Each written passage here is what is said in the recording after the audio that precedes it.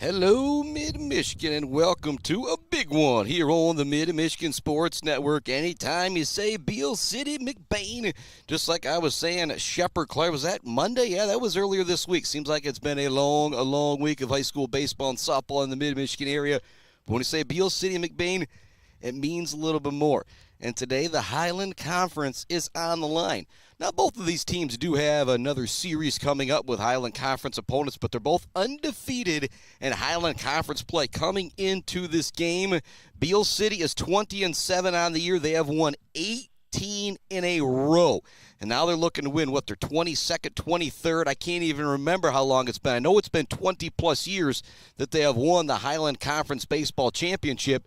And you know that the McBain Ramblers know this. So Beal City looking for the sweep. Football, basketball, and baseball when it comes to Highland Conference championships. And you can see our vantage point here. Not perfect, but pretty darn good. We're actually coming to you from the press box of the football field.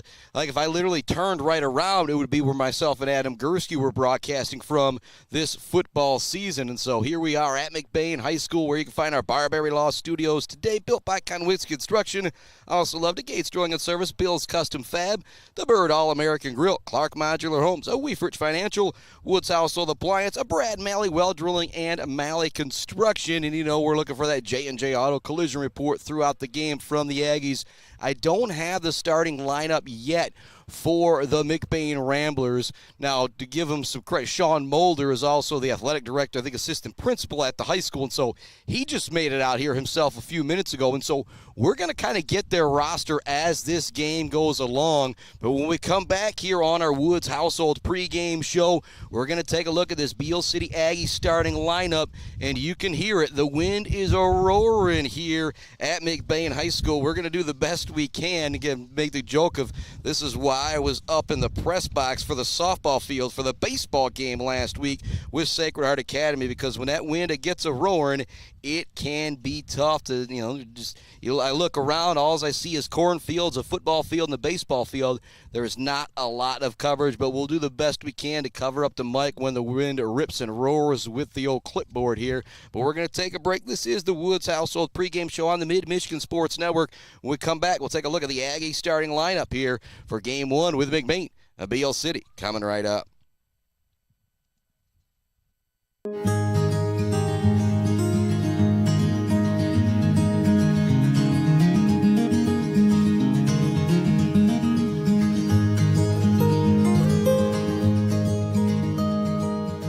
Hey guys, it's Tanya from Clark Modular Homes. I'm here to talk to you today about who we are and what we do. Clark's opened in 1983 and has been centrally located right here in Mount Pleasant, Michigan. We have one of the largest display centers with around 12 to 15 homes on display all year round. We have a fully experienced staff. We also have an in-house project manager who can pull our permits and coordinate our job from start to finish. We are proud to have an A+ rating with the Better Business Bureau. We're our own contractor, making it a one-stop shop for you for your home building needs. As the owner would say, we can do it all.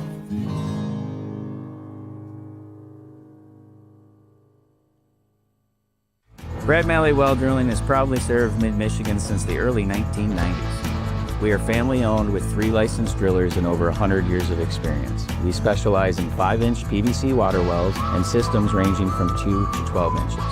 Every well we do includes a 5-year warranty and 1-year parts and labor guarantee. We are available 24/7, and you'll always talk to a real person. Call Brad Malley Well Drilling today for a free estimate. Trusted service, generation after generation. Weber Brothers Sawmill has been in the sawmill and logging business since 1950. Weber Brothers Sawmill by standing timber and logs all over central and northern Michigan with National Hardwood Lumber Association certification. You can be assured of a professional job, from the marking and cruising of your woods through the harvest. Weber Brothers Sawmill is a proud supporter of our local high school student athletes. Blockco Pools and Spas is Mid-Michigan's #1 pool and hot tub destination that will turn your old space into your #1 destination. From delivery of a full pool for the family to the relaxing hot tub for after work for mom and dad, Blockco Pools and Spas does it all. Stop by their showroom on Remus Road to check out their beautiful selection of hot tubs and learn how you can build the pool of your dreams. J&J Auto in Wademan is Mid-Michigan's elite automotive repair shop. J&J Auto offers complete collision repair and mechanical repair. Stop by on Wademan Road or call them today at 989-644-8908. J&J Auto, proud supporters of high school student athletes. Pure sportsmanship is the most important thing in high school sports. When it comes to your home or business, Pure Plumbing just might be the most important thing. If your plumbing isn't pure, don't worry, no one needs to see the other angle. For Pure Plumbing, call 989-644-8928 or visit mipureplumbing.com.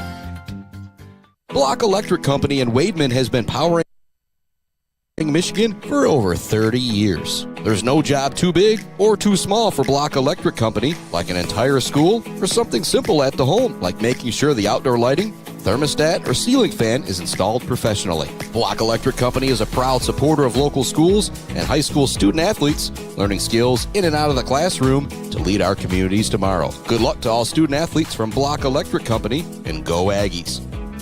Let's head back to the action on the Mid-Michigan Sports Network. Welcome back to McBain High School as we get ready for the action. The Beal City Aggies, the McBain Ramblers, the winner of these two games. Well, I guess the winner of the first game will actually guarantee themselves at least a share of the Highland Conference Championship. We're just here for game one. If you really want to watch them both, the Rambler Review will have games 1 and game 2, and they don't have that starting lineup yet either for McBain, and so we'll kind of get that as things roll along. But as promised, your starting lineup for the Beal City Aggies will be at the plate first in this one, as the McBain Ramblers are the home team. Leading things off, wearing number 1, Mr. Cuyler Smith. He will be on the bump as well.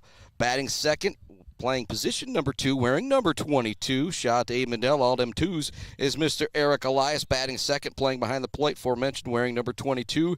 Cooper Scarborough is batting third, playing at third base, wearing a number 14. Batting in the cleanup spot, Will the Thrill McClintock. He is playing at first base, wearing number 3.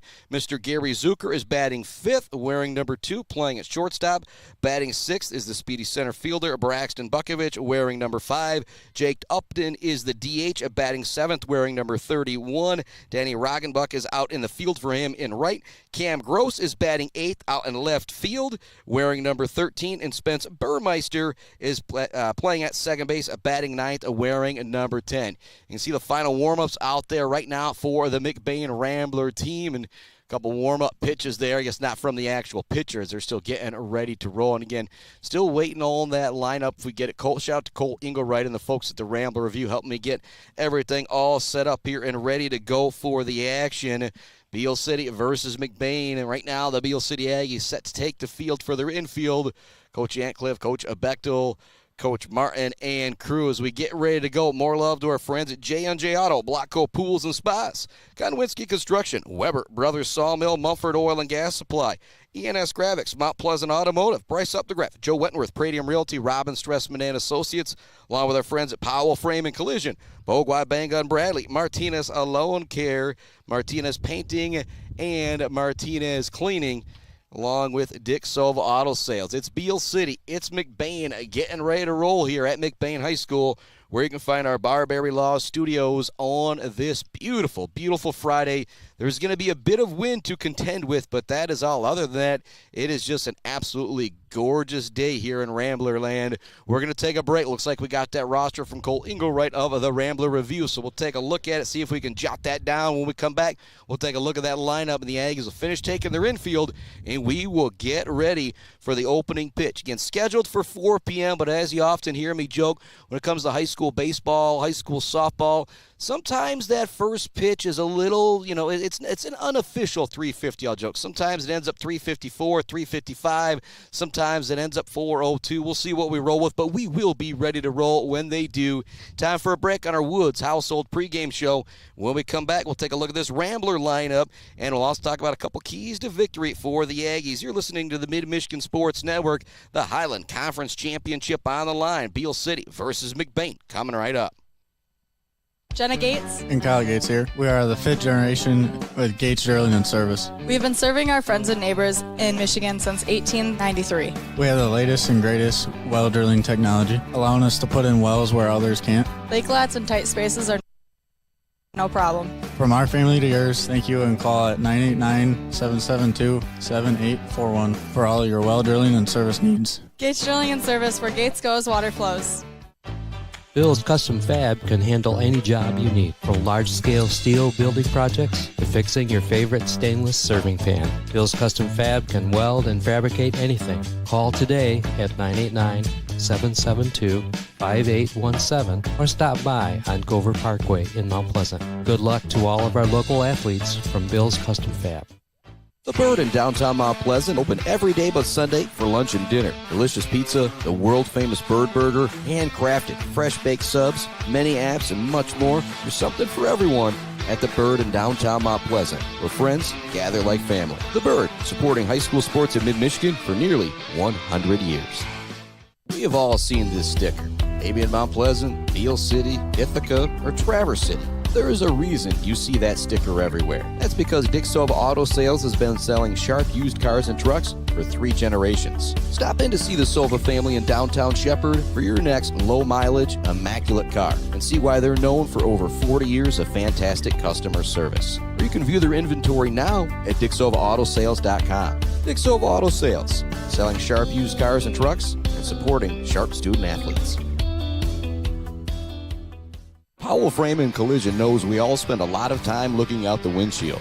So if yours gets cracked, dented, damaged, or destroyed, Powell Frame and Collision, along with their expert collision service, now offers expert auto glass replacement. Working with insurance, they can replace all makes and all models, including new advanced driver assistance system windshields. Mention you saw this ad and you can get $100 off of your windshield replacement. Powell Frame and Collision, downtown Shepherd.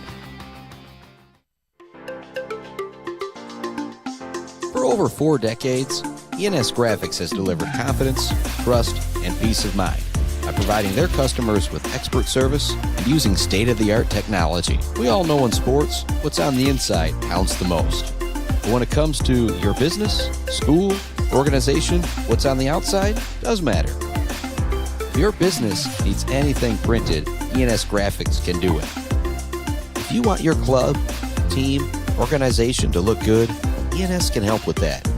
They take your vision and make it their mission. ENS Graphics, a proud supporter of the Mid-Michigan community and their local athletes. Visit ENS Graphics at their location down in Ithaca or visit their website at esgraphics.com. ENS Graphics, printing all things physical. Let's head back to the action on the Mid-Michigan Sports Network. Welcome back to this Mid-Michigan Sports Network inside our Barberry Law Studios, built by Konwinski Construction and our Woods Household, a pregame show. All right, again, shout out to Cole Engelwright. I got that lineup for the McBain Ramblers. Leading things off will be Alan Thomas. He plays center field wearing number 21. Batting second, playing at shortstop, wearing number 1 is Braden Winkle. Batting third, wearing number 2 on the bump, as Mr. Colton Haverkamp. Batting in the cleanup spot is the left fielder wearing number 33, Kason Pollington. Batting fifth, playing first base, wearing number 50 is Zeke Haverkamp. Batting sixth, wearing number 30 is Kendon Meyering. He is the DH. Batting seventh, playing catcher, wearing number 9 is Eli Peterson. Brody Shearbeck is at third base, wearing number 3, batting in the 8th spot. And batting in the number 9 spot is the second baseman, Ben Mulder.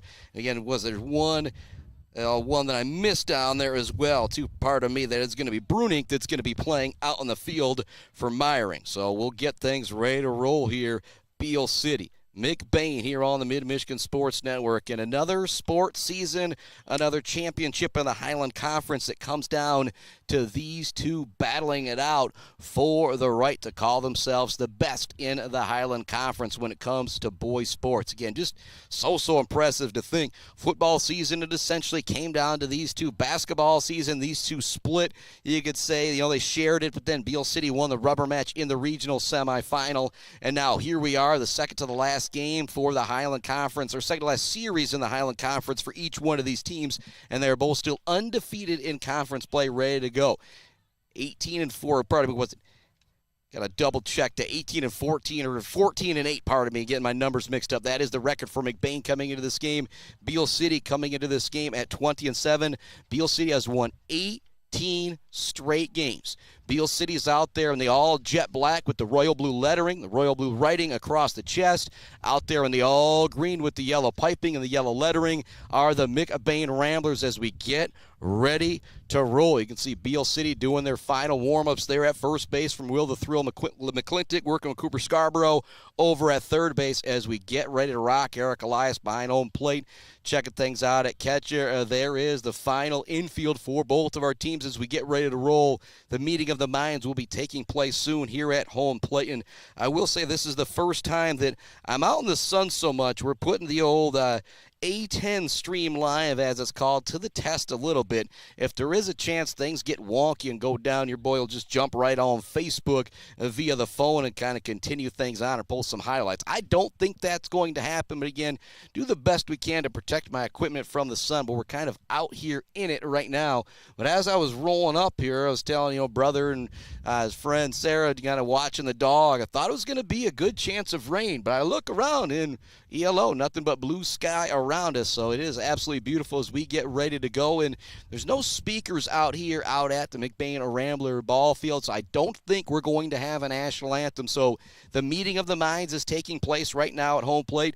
Coach Ancliffe, Coach Mulder, as we get ready to roll. And so we're going to send it out to another commercial break here. When we come back, we should be ready for first pitch. Colton Haverkamp will be on the bump. At the plate will be Mr. Cuyler Smith. When we come back, it's going to be a good one. The Ramblers, the Aggies, the Highland Conference Championship is on the line. What's new? Except it's baseball this time. Back with more right after this. Hi, I'm attorney Joe Barbary. Just like doctors specialize in areas of medicine, at Barbary Law, we specialize in getting you the best possible results. If you've been injured by someone else's negligence, you owe it to yourself and your family to call our legal team. At Barbary Law, we focus on one thing, and that's getting you the compensation you deserve. Every case we take personally. My attorney is Joe Barbary, he can be yours too. Konwinski Construction offers a full range of construction services on small and large projects. Konwinski Construction is a leader in the community and are proud to support those student athletes who will be leading our community tomorrow. Konwinski Construction on Gover Parkway, Mount Pleasant. Mount Pleasant Automotive on Mission has been serving local auto shops and do-it-yourselfers since 1988. Mount Pleasant Automotive is locally owned and carries all the auto part, car care products, and auto maintenance supplies you will need.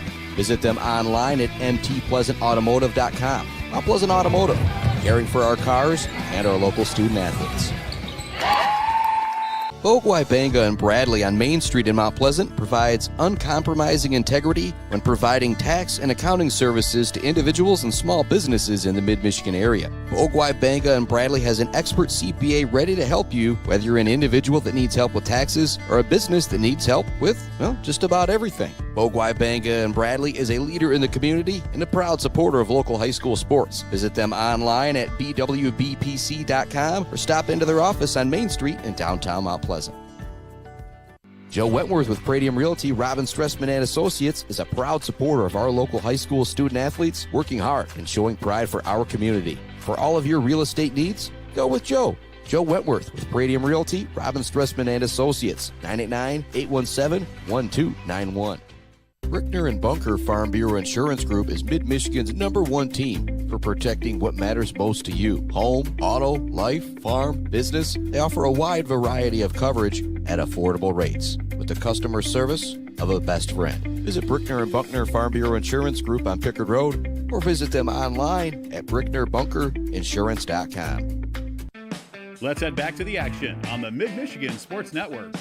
Welcome back inside our Barbary Law Studios here on the Mid-Michigan Sports Network. We are ready for first pitch. Colton Haverkamp is out on the bump, taking his final few warm-ups as we get ready for the Beal City Aggies and the McBain Ramblers here on the Mid-Michigan Sports Network. This one guaranteed to be intense. Whoever wins this first game will guarantee themselves at least a tie in that Highland Conference baseball action. And for Beal City, again, you've got your cross country, you've got your track and field. But as far as, the three big team sports go for MHSAA, you could possibly get that sweep for boys sports. It would feel so good for that senior class of Aggies.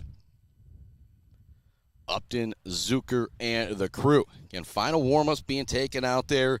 Winkle at shortstop. Over at first base is Zeke Haverkamp. Over at third base in the hot corner is Brody Shearbeck. Second base is going to be Mr. Ben Mulder. Behind the plate, Eli Peterson. And on the bump, Mr. Colton Haverkamp. Out in left field, it's Case and Pollington. In center field, Alan Thomas and Trenton Bruning out in right field. Say Bruning, the DH, well, the designated fielder, I'll joke right now, as Kendon Meyering will be hitting in the number 6 spot as the DH. Getting ready to roll here at Mid-Michigan Sports Network. The Beal City Aggies and the McBain Ramblers. Much love to our friends, the Maryland Chapman Memorial Fund, GNS Mechanical, Dick Silva Auto Sales, Hanging by a Thread, Pier Plumbing, All Seasons Fireworks, WW Construction, The Diner, Block Electric, along with Brickner Bunker, Farm Bureau Insurance. Also love to our friends, Dance Again, Dresco Simon Shop in Wademan, CNC Enterprises, the Isabella Community Sportsplex, Mount Pleasant Heating and AC, Smith & Sons Meat Processing, Beal City Village Store, Sydney's Judges Bench, Dog Central, Barry Funeral Home, a Boomer's Lawn Care, along with Doozy's Ice Cream Place, Almost Up North, and Stitches for Britches, Schaefer's Sporting Goods, Gross Farms, and Brad Gross Electric, the Fisher Companies, and Kenneth Egger at DDS. We are ready for first pitch here on the Mid-Michigan Sports Network. Here it comes for Haverkamp. The bender is going to be over for a strike. Cuyler Smith stepping in, all-sports superstar for the Aggies. Quarterback in the football season, led the team in scoring, basketball, now out here leading them off in baseball. That one's going to bounce up there for Haverkamp, a little wild on that one.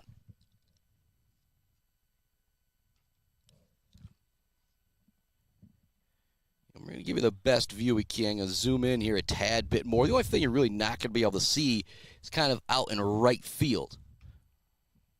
That one's going to miss. 2-1 now the count to Cuyler Smith with Haverkamp on the mound. See, these two are very familiar with each other, battling in basketball. 3 intense games this winter. Here comes a 2-1 from Haverkamp. This one's going to be smoke foul down the third baseline. Count will now run 2-2 to Mr. Cuyler Smith.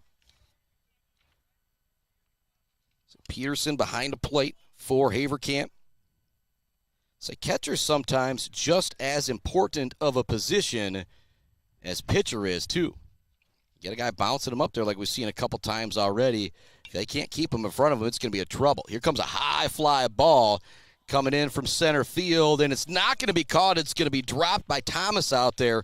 So safe at first base will be Cuyler Smith. Again, the official box score is going to have that one ruled as an error, but Spockman's box score doesn't have any errors because those are tough plays out there in center field. And so the Aggies, the runner on first base here in the top of the first inning. And if you look down there in the corner, you can see the scoreboard, and your boy is manly running that as well, too. So you see me scrolling down, scroll up. Again, doing the best we can to give you the best view, the best coverage we can. Elias wants to get down the bunt. It's going to be popped right back up to Haverkamp. And so the bunt pop-out is not going to move up the runner. Good job by Haverkamp coming off the mound to make that play. That'll now bring Cooper Scarborough to the plate for Beal City with one down here in the top of the first inning. Runner at first base remains Cuyler Smith. He is a big threat to steal a bag. Will McClintock is on deck. Big cut that time from Scarborough. There goes Smith. He is going to be safe. Throw was on line from Peterson behind the plate, but it was just a little too close to the pitcher as opposed to going towards the outfield. Allowed Smith to slide in safely. When the second baseman, I guess it would have been the shortstop, came in and try and make the tag there, kind of reached way back and didn't have long enough arms to make such tag. Next pitch from Haverkamp. That's going to miss 1-1 the count to Cooper Scarborough. So now got a runner in scoring position here with one down, top of the first inning. Beal City versus McBain here on the Mid-Michigan Sports Network. Up at a very windy press box here. The backside of the football field looking down at the baseball field. That one will be over for a strike from Colton Haverkamp. The count now 1-2 to Cooper Scarborough.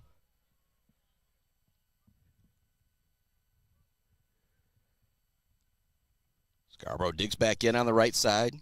Smith with a generous lead out at second base. Haverkamp winds and deals with the 1-2. That's going to miss outside. Good eye from from Scarborough. Haverkamp trying to paint that outside corner.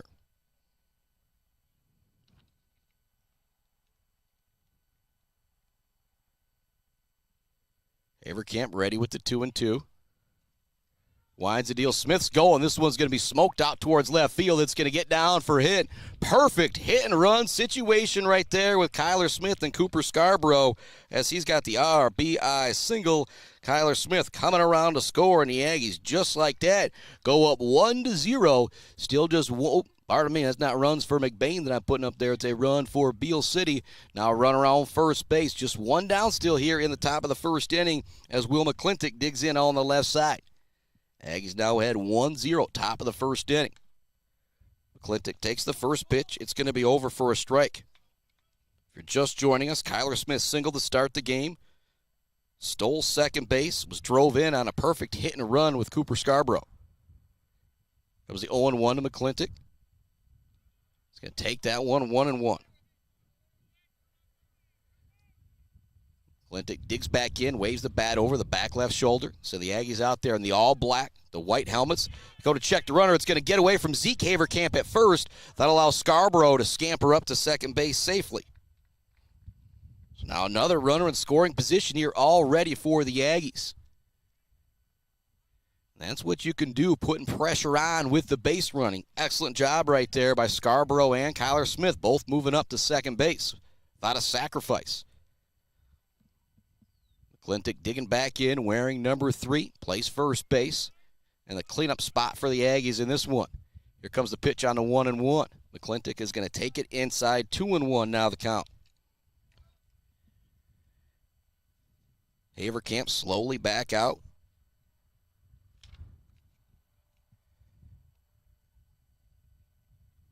The deep bend. Looking into the catcher for the sign. Now winds and deals. That one's going to miss. 3-1 now the count to McClintock. And I never really got to my keys to the game for Beal City, but they've done exactly what I thought they need to do. Jump on McBain from the start. Felt like if they got a 2-3 run lead early in this one, Beal City's won the conference 20 sometimes in a row. Here we go again. McBain's going to think, and they've already done that, jumping out on top. And here comes another high fly ball. It's going to get down for extra bases for Will McClintock. It's going to roll all the way up to the wall at the 3:30 mark in left center field. It's going to be a double coming in to score as Scarborough. RBI double for Will, the thrill, McClintock, and the Aggies are rolling here on the top of the first inning. Again, they've won, 18 in a row coming into this one. They look unbelievable. 2-0, Beal City in front here. Top of the first inning, still just one down as Zucker steps to the plate. Zucker is definitely a threat to drop down a bunt down the third baseline. Or the first baseline, maybe make Pollington come in and try and make the play. Or pardon me, Pollington's out in left field. I meant to say Haverkamp. That one's going to hit the outside corner. Strike one to Gary Zucker. Braxton Bukovich, the center fielder, is on deck. 2-0 Aggies already in the lead here in the top of the first inning with one down. Runner on second base after the RBI double is Will McClintock. Haverkamp's going to turn and check that runner at second. Winkle catches it from his shortstop position, but didn't really have a play as it was a high throw. Back standing up was Will the Thrill.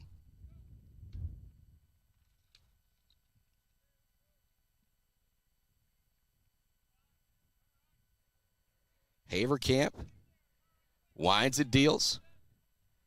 That one's going to miss. 2-0 now the count to Zucker. Or pardon me, I missed that first one. I thought it was over for a strike. Zucker is ahead in the count 2-0.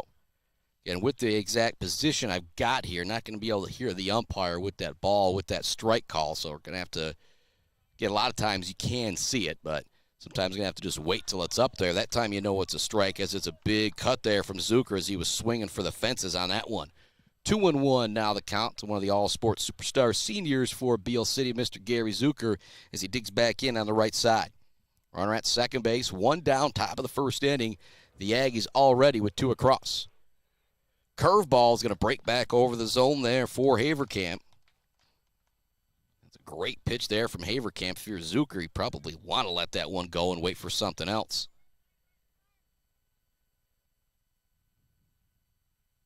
Haverkamp has the sign, checks that runner at second, and winds and deals. That's going to miss way high.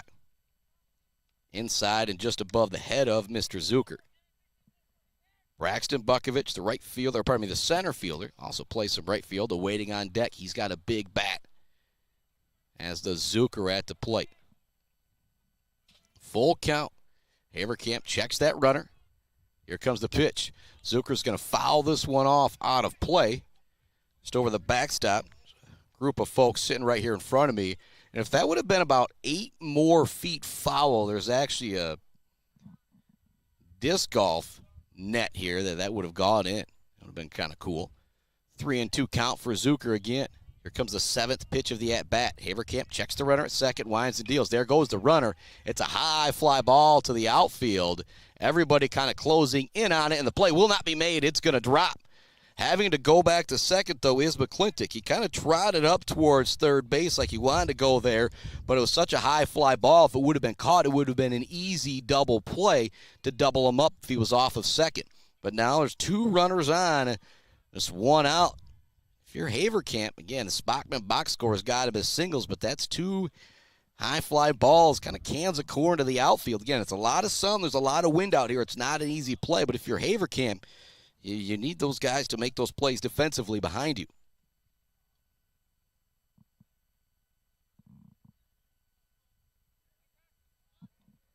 Trying to drop down the bunt is Buckovich. It's going to go to the backstop. Runners on first and second for Beal City. They lead it 2-0 here in the top of the first inning. And key to victory, talked about it, not quite early enough, but jumping on this McBain team right off the get-go, and they have. They've already got 2 runs across. They've got 2 runners on. There's still just 1 out. Buckovich with a great bunt. Back to the pitcher. Haverkamp, the only plays at first, but he's going to beat it out. He's safe. And now coming home as the throw gets away from first base will be Will McClintock. Moving up to third is Gary Zucker.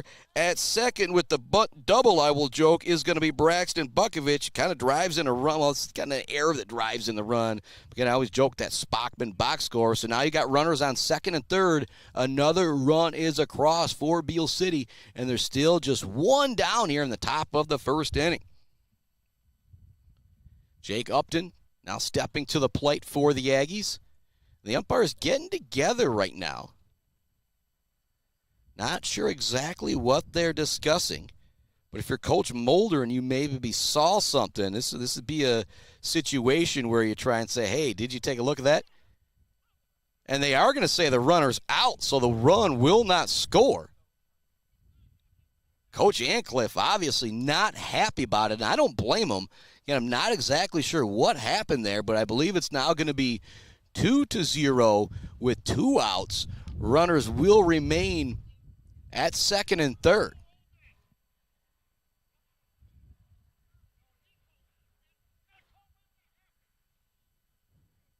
And Ancliffe, actually, they're going to say Buckovich is now heading home. I'm waiting to see if they put the run up now as well, too. So now there's just a runner on third with 2 down.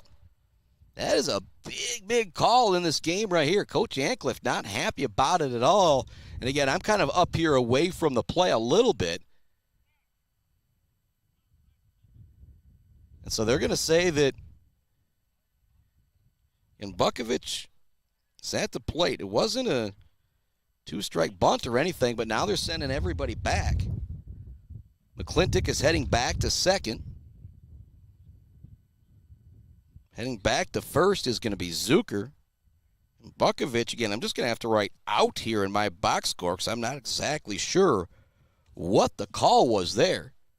Our runners will remain at second and third, but there's now 2 outs and just still 2 runs across for Beal City as Upton steps up to the plate. Again, I'm not exactly sure what got Braxton Buckovich out in that situation without allowing the runners to advance either. It's something I have to ask Coach Ancliffe about later, but the gist of the deal is that it's still 2-0 Beal City.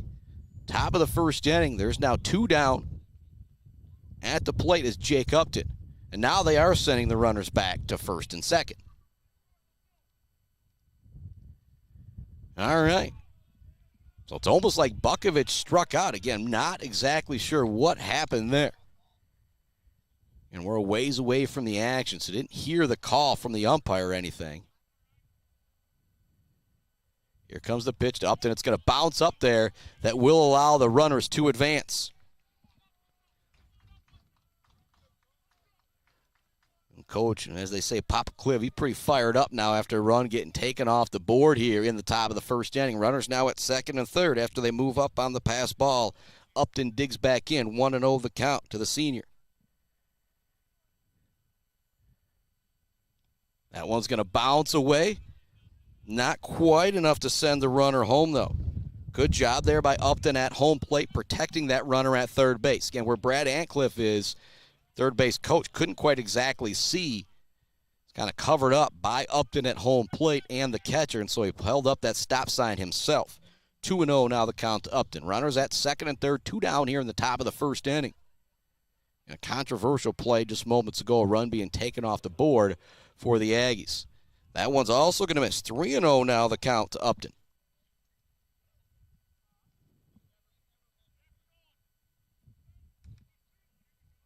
Three and 0 the count, 2 down. Top of the first inning, runners at second and third for the Aggies. Here comes the pitch to Upton. It's going to be over for a strike, 3-1. Cam Gross, the left fielder, is on deck for the Aggies. Spence Burmeister after that. Then it'd be back to the top of the order for Beal City. Here comes the 3-1 to Jake Upton. Going to have to bend out of the way of that one. It will be a walk, ball 4. That will load the bases for Cam Gross. 2 down, top of the first inning. Bases loaded full of Aggies as Gross steps to the dish. Batting from the left side, wearing number 13 for the Aggies. Here comes the pitch from Haverkamp. Check swing there. That's going to miss, 1-0 the count. Gross playing out in left field for the Aggies. Freshman in the starting lineup for Beal City. Tells you what he's going to bring to the table throughout his baseball career. That one's going to be over for a strike, 1-1 now the count.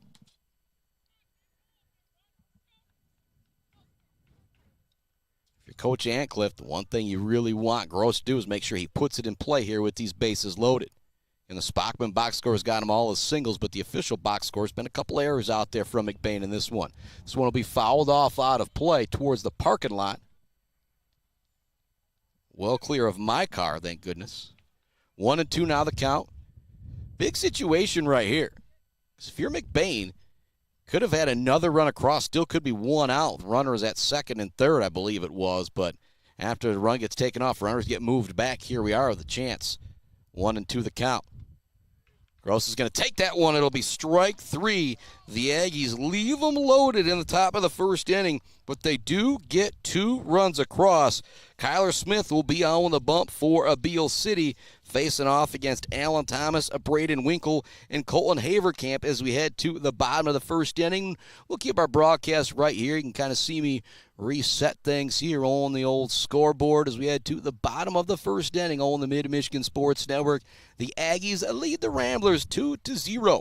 Much love to our friends Bryce Updegraff, Joe Wentworth, Pradium Realty, Robbins Dressman and Associates, Mount Pleasant Automotive, ENS Graphics, Mumford Oil and Gas Supply, Weber Brothers Sawmill, Konwinski Construction, Blocko Pools and Spas, J&J Auto, along with our friends at Mallett Construction, Brad Malley Well Drilling and Clark Modular Homes, Wieferich Financial, Woods Household Appliance, The Bird, All-American Grill, Bill's Custom Fab, Gates Drilling and Service, along with Barberry Law. And I thought I was going to have some updates coming from the softball field, but usually you got that home kind of thing, but there's no softball action going on here, so yeah, but we'll have a bunch of softball action for you next week. The next Tuesday, the 19th, Sacred Heart Academy in Ithaca. That is going to be a good one. Then Thursday and Friday, we will have back-to-back days where we'll actually be at CMU at Margot Yonker Stadium as we were yesterday for Oilers softball. Thursday, it'll be that Sacred Heart Academy squad taking on Essexville Garber. And Friday, it's a good one. We got a couple double ultra locals as Claire and Beal City battle it out in softball action. And if things work out, I'm going to do the first softball game from Margot Yonker Stadium. If I'm able to head over to call the second baseball game, that's kind of the plan as of right now. And as of right now, we're headed to the bottom of the first inning here on the Mid-Michigan Sports Network. Beal City Aggie baseball. Cuyler Smith on the bump, starting off with a 2-0 lead. Always great when you're the away team and you come out and you're like, hey, I already got a lead in this one. Around the diamond for Beal City, as I mentioned, is Cuyler Smith on the bump. Eric Elias behind the plate. Will the Thrill McClintock at first. Spence Burmeister at second. Gary Zucker at short. Cooper Scarborough at third. Out in left field is Cam Gross. Center field, Braxton Bukovich. Danny Roggenbuck out in right field. Here we go. First pitch we'll see from Mr. Cuyler Smith with the speedy center fielder, Alan Thomas at the dish. Aggies with a 2-0 lead here as they come out defensively in the bottom of the first inning. Kind of a big bend there from Alan Thomas. He was fooled by that one. It's over for a strike as well. Nice breaking ball from Cuyler Smith. Talk about a great start, or great sign right there. You kind of got the left-handed batter bending out of the way, and it's still a strike. Smith ready to wind and deal with the 0-1. Big swing and a miss that time from Thomas. Count now quickly 0-2. Bottom of the first inning. 2-0 lead for Beal City. It could have been 3-0 or possibly more against something that Braxton Bukovich was at the plate. That one's going to bounce up there. Nice job by Elias keeping it in front of him. Braxton Bukovich had dropped on a bunt, had beat out the throw. A run had come in from third. But then after everybody had kind of moved up, the umpires came out, they discussed things, and called Braxton Bukovich out. Again, I'm a little ways away. This one's roped out to right field. It'll be a base hit. Roggenbuck in front of it and quickly gets it in. But a leadoff single there for Alan Thomas after he didn't look good on the first two pitches. That's a great sign there for Thomas swinging a bat. That'll bring Braden Winkle to the plate, the shortstop. Now 1 on, nobody out here in the bottom of the first inning as McBain looks to answer back after the Aggies put up 2 in the top of the first. But as I said, controversial play there. Possibly could have been Bukovich on first, run around third, 1 out, 3 runs in, but instead runners go back to first and second, and Bukovich is out. And so it's 2 down. The Aggies don't end up getting a runner across. They leave them loaded. That one is going to miss 1-0 the count, but a quick throw down from Elias almost catches Alan Thomas trying to sneak off of first base. And pardon me, that was over for a strike to Braden Winkle. Winkle steps back in, the shortstop for the Ramblers in this one. Cuyler Smith checks the runner at first base. Now he's going to throw it over. Slide him back in is Alan Thomas. Bottom of the first inning. 2-0 Beal City with the lead over McBain. Run around first base for the Ramblers. Leadoff man is on. Nobody out. Winkle at the plate. Drops down the bunt. Smith looks to get that lead runner, and he will. Looking to turn two with Zucker. Not quite, but what a play. That tells you the defense right there from the Aggies. Trying to drop down the sacrifice bunt is Braden Winkle, and he almost bunts into a double play. Goodness gracious. Now Winkle's at first base. Thomas out trying to go to second. What a play there. That would have been amazing if they were able to turn two. Now 1 down, bottom of the first. Runner remains at first as Colton Haverkamp steps in. Pitcher going against pitcher right here. Cuyler Smith was able to single and score a run against his counterpart. So Haverkamp wants to get something back here. He's going to swing at the first pitch. It's a grounder to third. Look to get that lead runner. It's going to bounce out of the hands of Scarborough. It was a high bounce. He had to go up to get it. It's going to be an infield single in the Spockman box score here. And that's when I don't know if you'd rule that an error anyways, as that was a really tough play. But now runners on first and second here for McBain. Chance to answer back in the bottom of the first inning. Their cleanup hitter, Mr. Cason Pollington, stepping to the plate. He plays in left field for the Ramblers, wears number 33. Ramblers out there in the green, the yellow pinstripes, yellow lettering.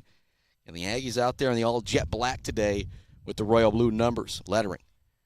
Here comes the first pitch to Pollington. That's going to be over for a strike from Cuyler Smith.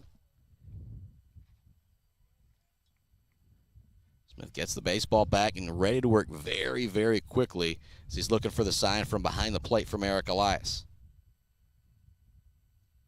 Smith winds and deals the 0-1. I'm going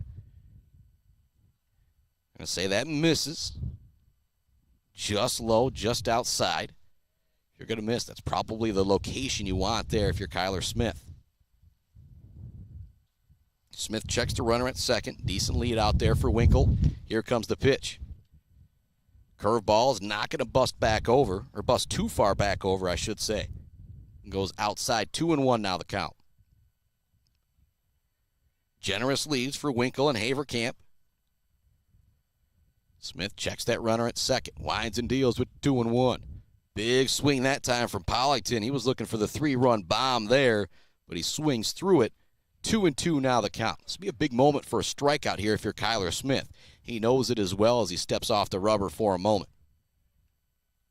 The junior all-sports superstar back on the rubber. Check that runner at second base. Pollington digs in on the right side with his wide stance. Checks the swing, does a good job of holding back as that one was high heat. 3-2 now the count. I'll say it again, big moment here in this one. 2 runners on, 1 down. It's a full count. On deck is Zeke Haverkamp, big first baseman. Here comes the 3-2. It's going to be popped up on the infield. Infield fly rule probably in effect there as Zucker brings it in. Pop out to the shortstop. A big out there for Cuyler Smith in the Aggie defense. Runners don't move up either, so there's now 2 down here in the bottom of the first inning. Runners at first and second base as the big first baseman, Zeke Haverkamp, steps to the plate. Kendon Meyering is on deck. He is the DH in this one. 2 down, bottom of the first inning. Ramblers threatening with runners at first and second. They don't want to leave 2 on without getting anything across. Smith checks the runner at second base. Winds and deals. Haverkamp with a check swing. They're going to say he went around 0-1. The due up for the Aggies brought to you by Mount Pleasant Automotive, J&J Auto, and Blanco Pools and Spas. It's Spence Burmeister, Cuyler Smith, and Eric Elias.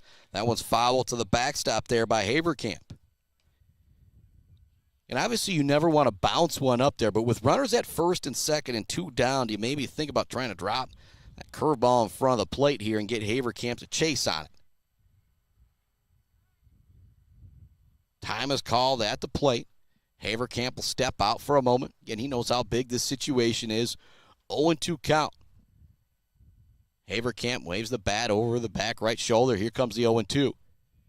It is a curveball, doesn't bounce up there, but a great pitch right there from Smith to try and get Haverkamp to chase.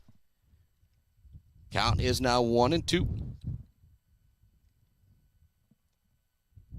Haverkamp digs back in with the wide stance on the right side.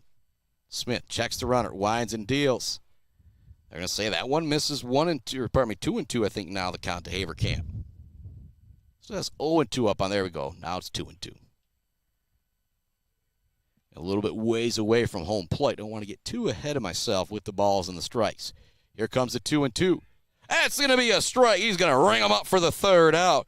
Big time punch out there for Cuyler Smith. And 2 left on for McBain. And so empty chances kind of for both teams. Leaving 2 on for McBain. The Aggies leave them loaded as well. The difference is the Aggies do get 2 runs across in the first inning. We're headed to the top of the second inning here on the Mid-Michigan Sports Network. The Aggies got 9, 1-2 coming up. It's Burmeister. It is Smith. It is Mr. Elias coming right up here on the Mid-Michigan Sports Network. Back with more Aggie baseball right after this. Hi, I'm attorney Joe Barbary. Just like doctors specialize in areas of medicine, at Barbary Law, we specialize in getting you the best possible results. If you've been injured by someone else's negligence, you owe it to yourself and your family to call our legal team. At Barbary Law, we focus on one thing, and that's getting you the compensation you deserve. Every case we take personally. My attorney is Joe Barbary. He can be yours too. Mumford Oil and Gas Supply is your one-stop shop for top quality products and procurement in the Michigan oil and gas industry. With over 45 years of experience and a strong commitment to customer satisfaction, Mumford Oil and Gas Supply delivers the best solutions for your oil and gas production, drilling, and service needs. If you need it, Mumford Oil and Gas Supply can get it. Visit them on Fancher Day or give them a call at 989-317-8582. Let's head back to the action on the Mid-Michigan Sports Network. Welcome back to it here on the Mid-Michigan Sports Network. Another big shout out to Cole Ingerwright from the Rambler Review. Always helping your boy out. Actually just hooked me up with a much-needed water as he heads out of here and go makes himself a nice Friday evening. Top of the second inning here on the Mid-Michigan Sports Network. Spence Burmeister due up for the Beal City Aggies. The Aggies got 2 runs across in the top of the first, but they left the bases loaded. Again, there was a controversial play. Braxton Bukovich in my box score, I've just got written as out. Not exactly sure what happened. It looked like he had bunted for a single, brought a run in, an overthrow, but I think he got called for an interference is what happened. Again, I'm not right down on the field to bring you all the action, but a run was taken off the board. Bukovich was called out. The runners went back to first and second. That stalled out the Aggie attack in the top of the first inning. See if Burmeister can get something going here in the second. He's going to check his swing on the first pitch. They're going to say it's over for a strike.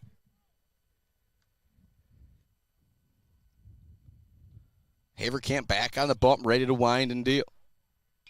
This one's going to be smoked in between short and second for a base hit for Spence Burmeister. That'll bring it back to the top of the order for Cuyler Smith. Aggies picking up where they left off in that first inning. The leadoff runner on. It was Cuyler Smith getting on in the top of the first inning. Stole second base and was drove in by an RBI single from Cooper Scarborough. And you could definitely see Cuyler Smith dropping down a bunt right here to move up that runner. And with his speed, he's a big threat to beat it out. Sheerbeek is way in at third base, ready to charge. There is bunt shown. It's going to be way outside. 1-0 the count to Smith. You also show a bunt up there if you're Cuyler Smith. The thing it seems to do, watching high school baseball, just makes that pitcher think a little bit more as they're getting ready to throw that pitch. They see a stick in the bat out there. He does it again. Again, it misses high. 2-0 now the count to Cuyler Smith. On deck is Eric Elias. He looked to drop down a bunt in the first inning and popped it up to the pitcher.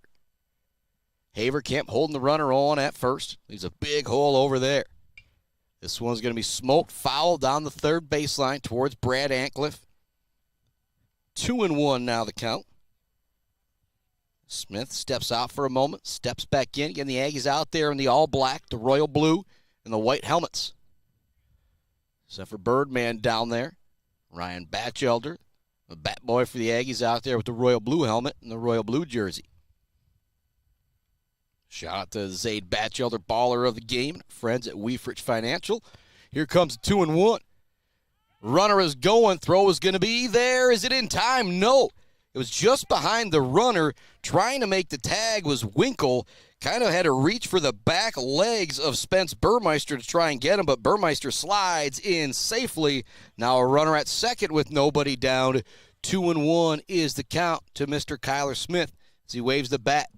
Gets ready to roll. 3-1 the count to Smith. If you're Haverkamp, you don't want to put on Smith for free with his speed.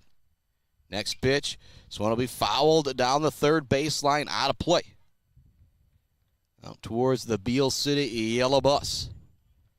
Count now full to Cuyler Smith. His first time up. It's the start of the game. He stole second base and was drove in by Cooper Scarborough. Now has a chance to drive in a run here himself with a runner on second base. Haverkamp winds and deals with the 3-2. It's going to be grounded towards third. Not an easy play for Sheerbeek with the speed. It will be dug out by Haverkamp at first base. It will move the runner up to third. But a ground out to third base for Cuyler Smith. They do move up the runner. Kind of a job done there for Smith, but I know Cuyler Smith, he wishes he'd have done a little bit more than that. Now one down here, top of the second inning. Again, Smith moves up that runner. Almost beats out the throw. Good play over at third base from Sheerbeek. You know Smith's got that speed. You got to be quick with it.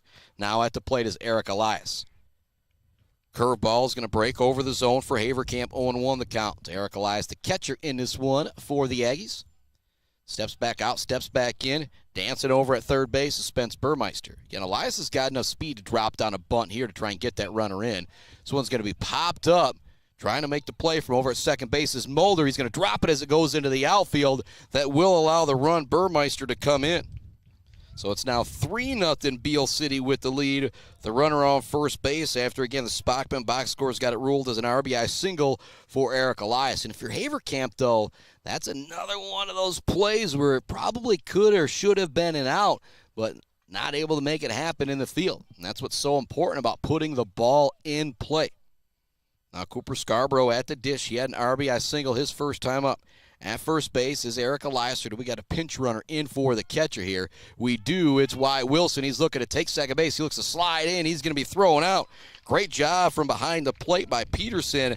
That'll now be 2 down here in the top of the second inning. That was a great throw from behind the plate.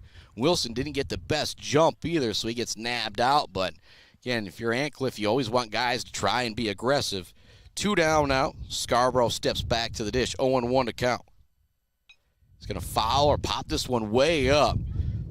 Catcher Peterson given charge, slides to try and make the catch right in front of the Beal City bench. You won't be able to do it, but a great effort right there from Peterson from behind the plate. 0-2 now, the count to Scarborough. The bases are empty, top of the second inning. The Aggies have already put 1 run across here in the second, 2 in the first. Scarborough had a couple homers versus Mann earlier this week, if I remember reading correctly. He's definitely got the power to put up a run all on his own. As he swings at that one, the old broadcaster's jinx as he goes down on strikes. The second strikeout in as many innings for Colton Haverkamp. Again, he's not been too bad out there on the bump. Few mistakes in the field have allowed a couple extra bats to come to the plate for Beal City. In my opinion, that's what's helped it be a 3-0 game. If you had clean play in the field, maybe a 1-0 game heading to the bottom of the second inning all on the Mid-Michigan Sports Network. We're going to take a break to hear from some of our great friends, the great sponsors of the Mid-Michigan Sports Network. We'll be back with more Aggie baseball right after this. See if McBain can make something happen offensively here in the bottom of the second inning. Back on the bump, Mr. Cuyler Smith after we come back. Weber Brothers Sawmill has been in the sawmill and logging business since 1950. Weber Brothers Sawmill buys standing timber and logs all over central and northern Michigan with National Hardwood Lumber Association certification. You can be assured of a professional job, from the marking and cruising of your woods through the harvest. Weber Brothers Sawmill is a proud supporter of our local high school student athletes. J&J Auto in Wademan is Mid-Michigan's elite automotive repair shop. J&J Auto offers complete collision repair and mechanical repair. Stop by on Wademan Road or call them today at 989-644-8908. J&J Auto, proud supporters of high school student athletes. Let's head back to the action on the Mid-Michigan Sports Network. Well, welcome back inside our Barbary Law Studios here on that Mid-Michigan Sports Network, always built by Conwinski Construction.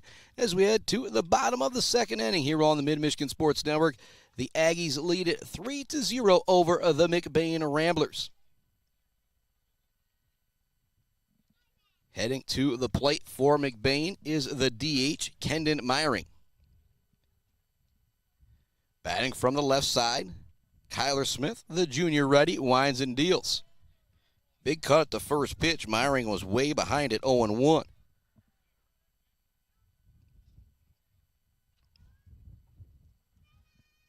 Smith awaits the sign from Elias behind the plate. Winds and deals with the 0-1. That's going to be right down the middle for a strike. Meyering just kind of looking at it. Trying to get his bearings at the plate, get that speed down from Smith on the mound. Here comes the 0-2. Trying to get him to chase 1-2. Eli Peterson on deck. Saw him have a great play moments ago, throwing out a runner from the catcher spot out to second base.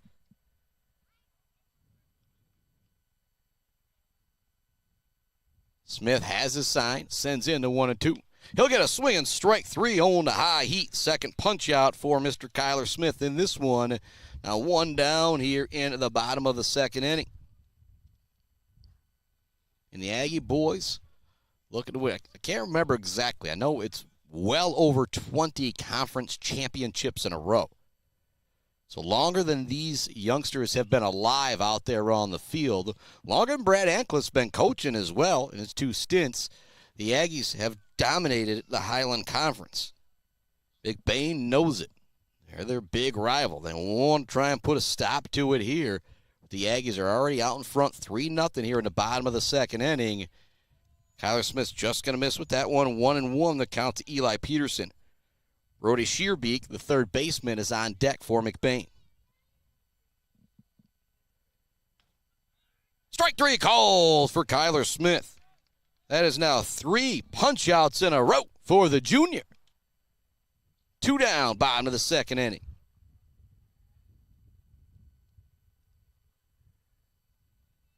Three nothing Aggies in front. Just joining us, the Aggies put up 2 in the first, left them loaded. Again, may have had a third run in, some controversial call. You know, again, best view in the house brought to you by Woods Household Appliance. It's always those officials out there, those umpires out there. Again, not exactly sure what happened with Braxton Buckovich as he ends up getting called out. This one popped up right here in front of me. Get a little embarrassed as people see my lack of skill going up for the baseball there, but that one fouled off 1-1 the count. This is kind of reaching up to protect it from the equipment. Kind of came flying behind us here. This one smoked out to right field. Little J&J Auto collision report here for McBain as it's going to be extra bases for Shearbeek. He rounds first, glides into second base with the 2-out double. Big time hit there. Oh, runner on second base, 2 out. There's Ryan Batchelder heading back down the hill here at Beal City after retrieving that baseball that got sent behind me. So the double there from Shearbeck, maybe some 2-out business here for McBain as Ben Mulder, the second baseman, steps to the plate. Number 9 hitter, but just essentially another leadoff hitter out there with him and Alan Thomas. He's going to take the first pitch, 1-0. 2 down, bottom of the second inning, 3-0 the Aggies in front. Runner at second base with Ben Mulder at the dish for McBain. Try to get the Ramblers on the board. He's going to pop this one up. It's going to be a tough play out in left field for Cam Gross, but he gathers underneath it to make the catch. Right now, that's kind of the difference in the game. There's a couple more plays made in the field for Beal City as opposed to McBain. It's 3-0 Aggies with the lead as we head to the third inning here on the Mid-Michigan Sports Network. The Aggies looking to wrap up yet another Highland Conference championship and looking for the 3-sport sweep in the Highland this year for boys with football, with basketball, and now baseball again. Back with more Aggie baseball right after this on the Mid-Michigan Sports Network.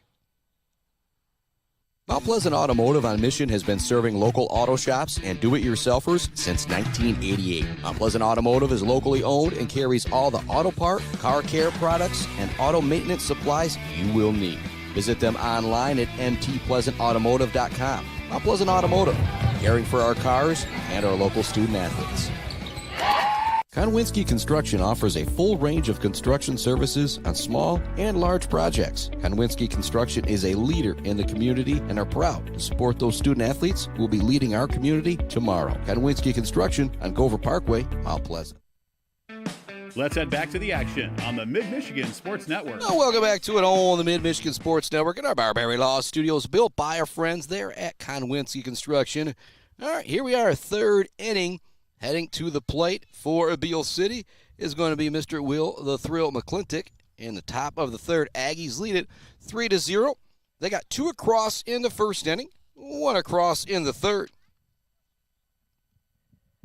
Spence Burmeister led off the second inning with a single. He stole second base and was brought in on an RBI single by Eric Elias. Couple more warm-up pitches out there for Haverkamp as he gets ready to deal with the heart of the Aggie lineup. 4, 5, 6. Will McClintock, Gary Zucker, and Braxton Buckovich. That is who is due up. Brought to you by our friends at Weber Brothers Sawmill, Konwinski Construction, Blocko Pools and Spas, J&J Auto, Mallett Construction, Brad Mellywell Drilling, and Woods Household Appliance. Haverkamp awaits the sign from Peterson behind the plate, winds and deals. McClintock kind of has to bend out of the way of that one on the left side of the plate. Ball 1. McClintock digs back in on the left side. Wearing number 3, playing at first base in this one for the Aggies. Going to put a drive into this one towards second base. Not an easy play out there for Mulder, but he gathers it. Almost beating it out was McClintock. That was good hustle right there from Will McClintock. Again, where that one was hit, you couldn't really charge it if you were Mulder. You kind of had to wait on it towards the back of the grass, and so McClintock was almost able to beat it out. Now stepping to the plate, Mr. Gary Zucker. He's singled back in the first inning, was ultimately stranded. 1 down here in the top of the third inning.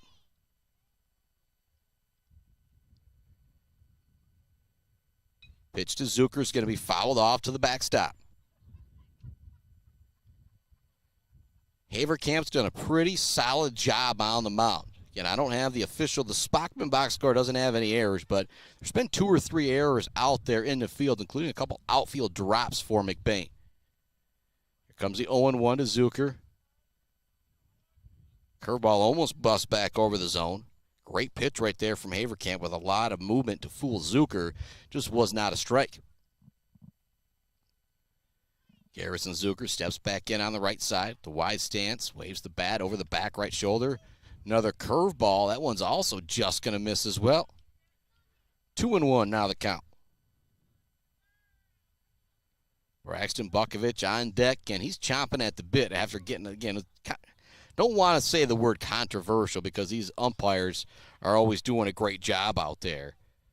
But again, the run was already across. He was at second base, and everything kind of got, wait. The umpires come out and kind of changed everything. I think Ancliffe's whole deal was make the call right when you make the call.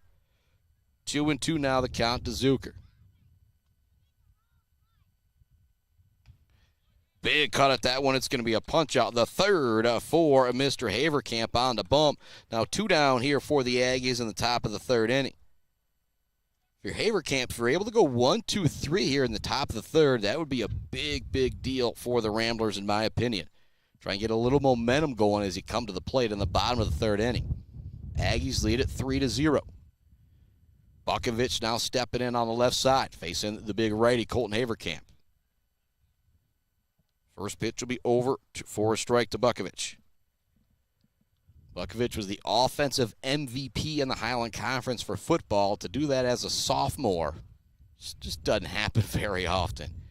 Next one, he's going to smoke this one down the first baseline. It's fair. Nice job in right field by Bruning, but it's still with the speed of Bukovich. He's going to move into second base with the 2-out double. Little J&J Auto collision report there. Little Mumford Oil and Gas Supply drill of the type game right there from Bukovich as he's got the 2-out double. And I mentioned he was going to be going up to the plate, chomping at the bit after what happened his last time up. That'll now bring Upton to the plate. He walked his first time up, was stranded there back in the first inning.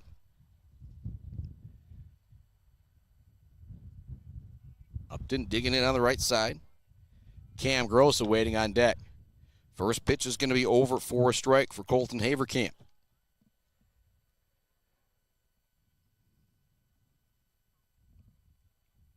Haverkamp back to the rubber on the top of the bump. Puts that left elbow on the thigh, leans in to get the sign from Eli Peterson behind the plate. This one's going to be sent in between shortstop and third base for an RBI single with the speed of Bukovich. There's no way you are throwing him out. Big time knock there from Upton for the 2-out RBI. The big manufactured run right there. Looked like McBain was finally going to go 1-2-3. I even said it. Thought it'd be a big deal if McBain could go 1-2-3 in this inning. They're not able to do so as the Aggies put up another run. So if you score in every inning, you're going to be really tough to beat. The Aggies with 2 in the first, 1 in the second, now 1 here in the third as Cam Gross steps back to the ditch. He'll take the first pitch for ball 1. Big time knock there from the senior Upton to drive in that run with 2 outs. Throw over to first base, Upton back sliding in easily.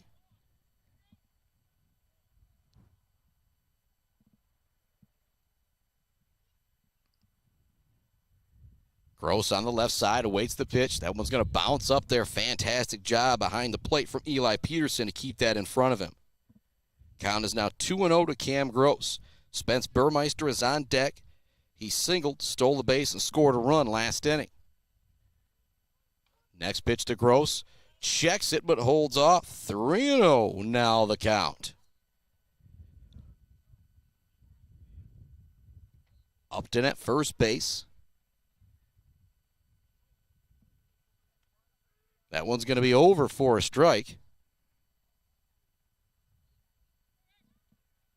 3-1 now the count as Gross steps back in on the left side. Wearing number 13, kind of a low stance. That one's going to bounce up there. That's going to be ball 4 for Cam Gross. So after 2 outs, we've now had a double, an RBI single, and a walk for the Aggies to keep this third inning going. Man, I said just moments ago, if you're McBain, you get out of this inning 1-2-3, give you some momentum going towards the bottom of the third. That is not the case. Now the Aggies are threatening again. Burmeister is going to foul this one off out of play. Over the backstop. Towards the parking lot here at Rambler High School. Buddy Ryan Bachelder going to retrieve that one as Haverkamp gets ready for the 0-1 as Spence Burmeister is 1 for 1 on the day. Stolen base and a run scored. Sends this one out to center field. It's down for a hit. Rounding third. Coming in to score is Jake Upton. Heading to third base. Standing up safely is going to be Cam Gross. And an RBI single for Burmeister. He's now 2 for 2 on the day. Coming in to score was Upton, and now at third is Cam Gross, and it's 5-0 Beal City with the lead, and some great base running out there as well. Taking second base is Burmeister, so now runners at second and third. Here in the top of the third, 5-0 Aggies in front. Again, there was 2 down since then. Double, single, walk, single, and now it's bad news for Haverkamp. As the leadoff man, the very, very dangerous Cuyler Smith heads back to the plate. And here's what's scary about Smith. You got playing way back at first and third is Zeke Haverkamp and Shearbeek.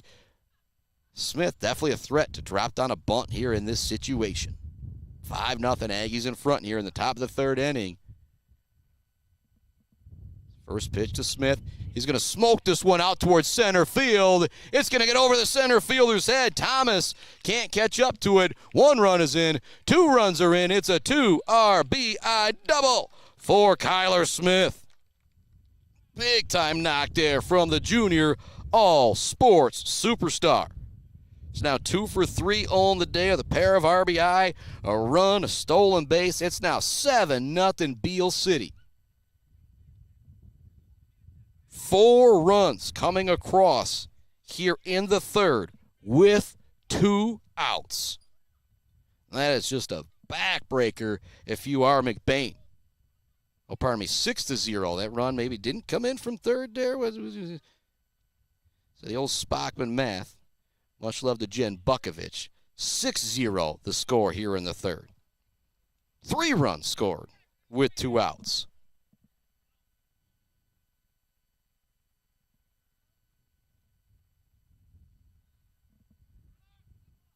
Runner's going to go and just not paying attention out there. An easy stolen base for Cuyler Smith as he moves up to third. Kind of on the throw. He was already going by the time I got to home plate. There was no play Peterson was going to be able to make.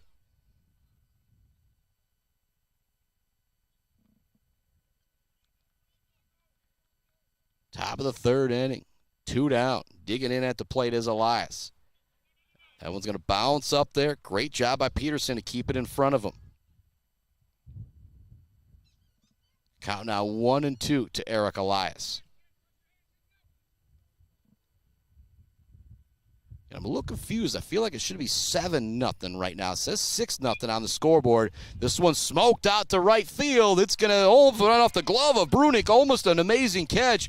But 1 run is in. Rounding second. Scampering into third is going to be Eric Elias as he slides in the RBI triple. And he's now 2 for 3 on the day. Coming in to score easily is going to be Cuyler Smith. Again, they've got I think it's supposed to be 8-0 Beal City. It says 7-0 here on the scoreboard. Runner at third base. Going to have a pinch runner coming in for the Aggies. We'll pull up the game changer here because, again, on the scoreboard it says 7-0, but I believe it should be 8-0. It's 3-0 coming into this inning. And since 2 outs, I've had 1, 2, 3, 4. Yeah, I think I've got 5 guys coming in. Now at the plate is Cooper Scarborough. It's to bend out of the way of that one.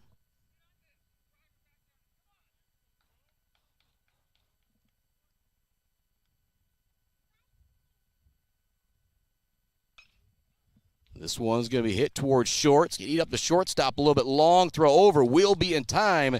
That will get him out of the inning, and it does have 8-0 on the game changer. On the scoreboard here, it has 7-0, but I've got 8-0. If game changer's got 8-0, we're going to go with that. It's a ground out to Cooper Scarborough, and so that will end the third inning.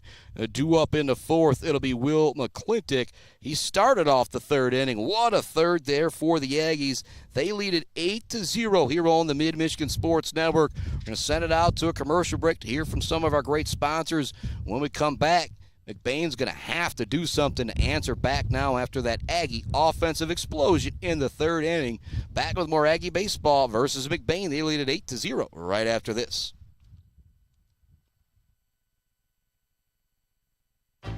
Bill's Custom Fab can handle any job you need, from large-scale steel building projects to fixing your favorite stainless serving pan. Bill's Custom Fab can weld and fabricate anything. Call today at 989-772-5817 or stop by on Gover Parkway in Mount Pleasant. Jenna Gates. And Kyle Gates here. We are the fifth generation with Gates Drilling and Service. We've been serving our friends and neighbors in Michigan since 1893. We have the latest and greatest well drilling technology, allowing us to put in wells where others can't. Lake lots and tight spaces are no problem. From our family to yours, thank you, and call at 989-772-7841 for all your well drilling and service needs. Gates Drilling and Service, where Gates goes, water flows. Let's head back to the action on the Mid-Michigan Sports Network. Well, welcome back to it on the Mid-Michigan Sports Network. All right, I'll say it again. We've got a little scoreboard controversy. I'll make that joke as we head to the bottom of the third inning. I've got 8-0. The Beal City Game Changers got 8-0. But here on the scoreboard, we have got 7-0. Back on the bump is Mr. Cuyler Smith. He has been fantastic through two. First pitch is going to be a strike. Second one is going to be a swinging strike as it's back to Alan Thomas in the top of the order. He singled his first time up. Ultimately out on a fielder's choice trying to go to second. Smith trying to get him to chase the high heat. He doesn't go after that. 1-2 now the count. Smith winds, deals. That one's going to be inside. Great job by Elias to keep it in front of him. Again, if you're going to let one go by you, it's with no runners on base, but you stop it every time, kind of get that muscle reflex. You don't even have to think about it any time it's in the dirt. You just make that stop. 2-2 now the count to Alan Thomas. Center fielder going down on strikes. Cuyler Smith has got it rolling. He struck out 4 through 2 1/3. You think about some of the drops in the outfield for McBain in this game. Again, there's been some J&J Auto collision reports, some drills of the game. Shout to Mumford Oil and Gas Supply, Brad Melly Well Drilling, Gates Drilling and Service, but been a couple drops out there. It's such a big deal when you can get those strikeouts and not have to put the ball in play and make those tough outs in center field and right field, the long throws from third base to first base. When you get a guy on the mound or a girl in the circle, then get you a bunch of punch-outs, and makes it easier for everybody. That one's going to miss low. 1-1 the count to Braden Winkle. And you think about that Wieferich Financial, Zade Bachelder Baller of the game. Cuyler Smith got to be on a run, and so far, with what he's doing at the circle, also 2 for 3 at the plate, doing a pretty darn good job. 1-2 now the count. Winkle at the plate. That's going to be over for strike 3. Cuyler Smith is a mowing them down. And it's 2 down now here in the bottom of the third inning.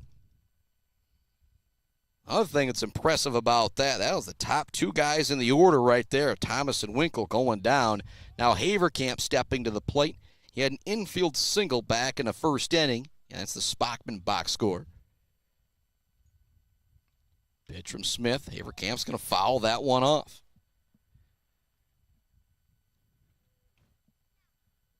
Ball back out there. And again, it still has that 7 up there on the scoreboard. That's bothering your boy a little bit here as we pull the game changer back up. Yeah, I've got 8-0.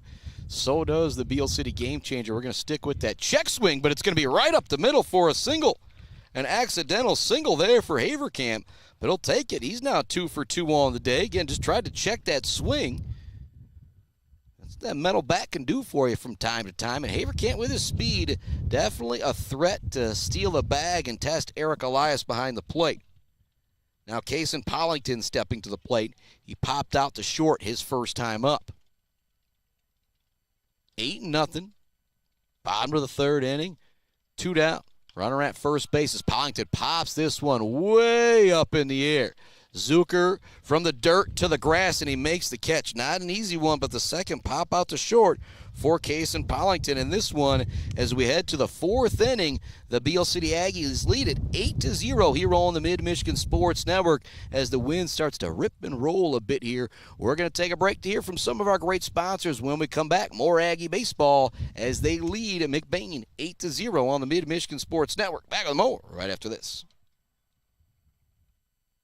Brad Malley Well Drilling has proudly served Mid-Michigan since the early 1990s. We are family-owned with 3 licensed drillers and over 100 years of experience. We specialize in 5-inch PVC water wells and systems ranging from 2 to 12 inches. Every well we do includes a 5-year warranty and 1-year parts and labor guarantee. We are available 24/7, and you'll always talk to a real person. Call Brad Malley Well Drilling today for a free estimate. Trusted service, generation after generation. Clark Modular Homes in Mount Pleasant are a one-stop shop from the buy, the build, and beyond with their fantastic service department. Stop in to see their selection and purchase options today on Pickard Road or visit them online at modularhomesbyclark.com. Clark Modular Homes, supporting Mid-Michigan youth in and out of the classroom. Let's head back to the action on the Mid-Michigan Sports Network. Welcome back inside our Barbary Law Studios, built by Conwincy Construction. Also love the Gates Drilling and Service, Bill's Custom Fab, the Bird All-American Grill, Clark Modular Homes, Wieferich Financial, Woods Household Appliance, Brad Malley Well Drilling, Malley Construction, J&J Auto, Blockco Pools and Spas, Weber Brothers Sawmill, Mumford Oil and Gas Supply, ENS Graphics, Mount Pleasant Automotive, and Bryce Updegraff, Joe Wentworth, Pradium Realty, Robin Stressman and Associates. We are headed to the fourth inning here on the Mid-Michigan Sports Network. The Aggies, oh boy, they have been great in this one all the way around. Cuyler Smith has been excellent on the mound at the plate. The Aggies have been rolling 8 runs in 3 innings. That will get it done. They do got the 8th spot up on the scoreboard now. 2 in the first, 1 in the second, 5 in the third for Beal City. You think about that 10-run mercy rule if you're McBain. You don't want to give up 2 here and then possibly be down to your final 6 outs in the bottom of the fourth, bottom of the fifth inning. As Will the Thrill McClintock steps to the plate, batting on the left side. He's got an RBI double with a run scored, and then he grounded out to second base his last time up in the third. Next pitch, that's going to bounce up there, 1-1 the count. On deck is Gary Zucker, the shortstop, who's 1 for 2 on the day. Bukovich behind them, who's 1 for 2 on the day as well. In a controversial first out, though, for Bukovich on that first one. 1-2 now the count to Will McClintock. Got to start to kind of protect at the plate here, behind in the count. Winding and dealing is Brunink as we've got a new pitcher into the game here for McBain, but it's not going to matter as McClintock leads off with a single. So Haverkamp coming out of the game, Brunink coming in for him, and it just looks like a one switcheroo there as Haverkamp is now out in right field for McBain. And so if you are the Aggies, you kind of chase the number 1 pitcher from the game, you could say. You get the leadoff guy on. And the relief man they bring in has a good start. Now at the plate, Mr. Gary Zucker. He looks to drop down the bunt. It's going to go foul down the third baseline. Charging in from third was Sheerbeek. Again, with the speed of Gary Zucker, wherever he drops down a bunt, unless it's right back to the pitcher, you're going to have to charge it and make a good throw over to first base because he has elite speed. 0-1 to count. Zucker digging back in on the right side. Solid lead from McClintock over at first base. Showing bunt again is Zucker. He pulls it back. Throw gets away from the catcher. Another reason why you hold that bat out there. So moving up on the pass ball will be Will the Thrill McClintock. Now a runner in scoring position here for Gary Zucker. Nobody out here in the fourth inning. The Aggies just put up 5 in the third. Another crooked number here. I have this game a threat of possibly being a mercy. See if Zucker still thinks about the bunt here with it 1-1. Runner at second base. That's going to be on the outside corner for a strike for Brunink. 1-2 now the count to the senior, Mr. Gary Zucker.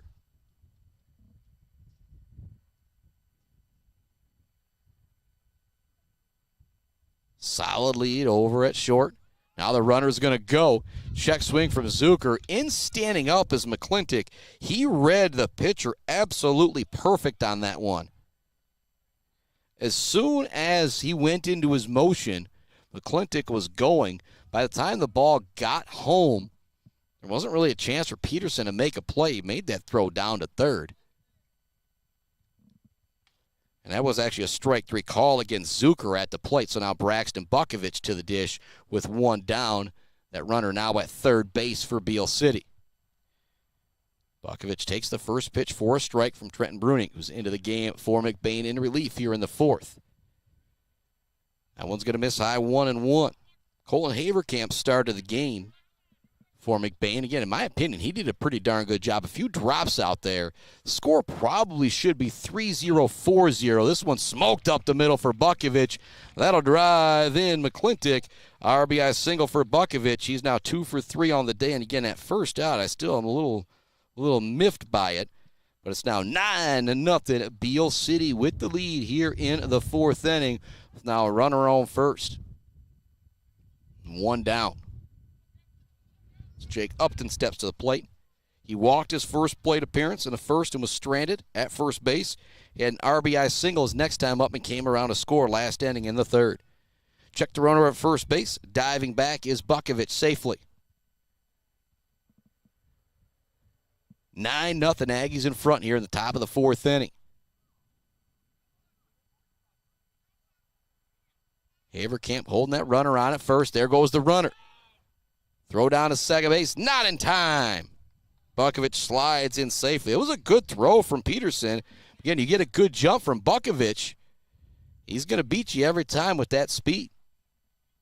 Now runner at second base with one down for Mr. Jake Upton, the DH in game number 1 here for Beal City. Go down the third baseline. Coach Antcliffe for the sign is Upton. He steps back in on the right side. Senior looking to drive in his second run of the ball game. Rooney checks the runner. That's going to miss inside. 1-0. Cam Gross is on deck. Struck out his first plate appearance. Second plate appearance, he walked, came around to score a run. Check the runner at second. Bruning winds and deals. That one's going to bounce up there. Runner will go. Throw down to third. It's actually going to go off the helmet of McClintock and actually goes out into the parking lot. He's now going to come in and score. That will be the 10th run for Bukovich. Coming on in. Again, I'm not sure if that would have been interference. He moves up because that hit him or it just happened to go out of play. He's in play, but nonetheless, that is the 10th run of the ball game for the Aggies. Now in cruise control here. Upton steps back to this. A little less pressure as there's no longer a runner on base. That one's going to miss outside. 3-0 the count to the senior, Jake Upton. On deck is actually going to be Gunnar Manny pinch hitting for Cam Gross. That'll be ball 4 for Upton. He knew it as well. That was 4 straight pitches as well. Upton with a good eye at the plate today. 2 walks he's now drawn. His other time at the plate had an RBI single. Now Gunnar Manny stepping to the dish.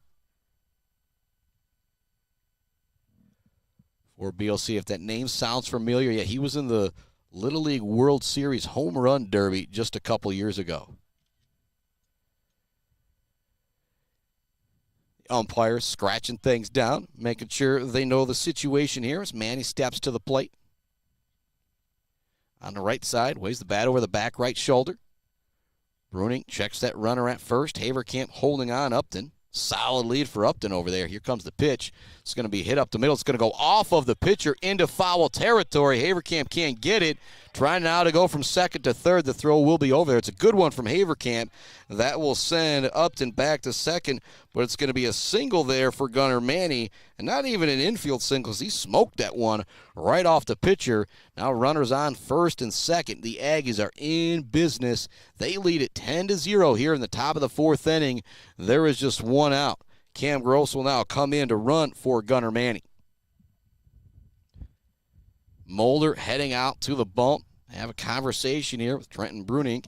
Again, he got put into a tough spot. You come into a game, you're down 8-0. And essentially, you can't give up 2 runs because then we're going to be in a mercy situation going into the 5th inning.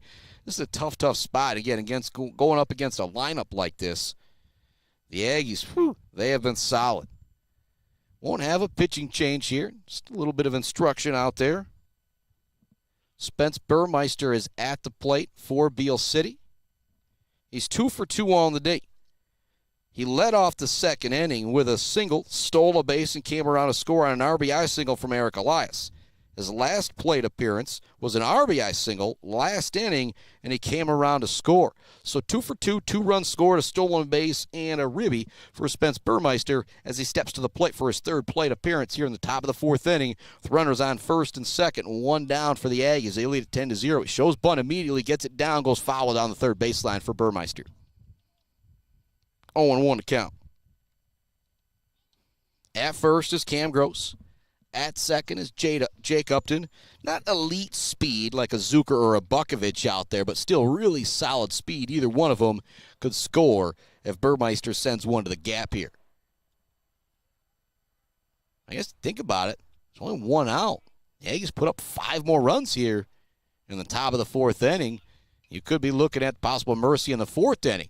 The bunt is a good one. Runners move up to 2nd and 3rd. A great sacrifice there for Spence Burmeister to move those runners up. There is now 2 down here in the top of the 4th inning. Runners at 2nd and 3rd now for Beal City. Stepping to the plate, Cuyler Smith. And again, you move those runners up to 2nd and 3rd with 2 outs. You say, why with 2 outs? Well, because you got one of the best hitters in the state step into the dish. 2 RBI double his last time at the plate, matter of fact. Rink checks the runners. Smith's going to take the first pitch all the way. It's going to miss 1-0. Eric Elias, the catcher, on deck. RBI triple his last time up.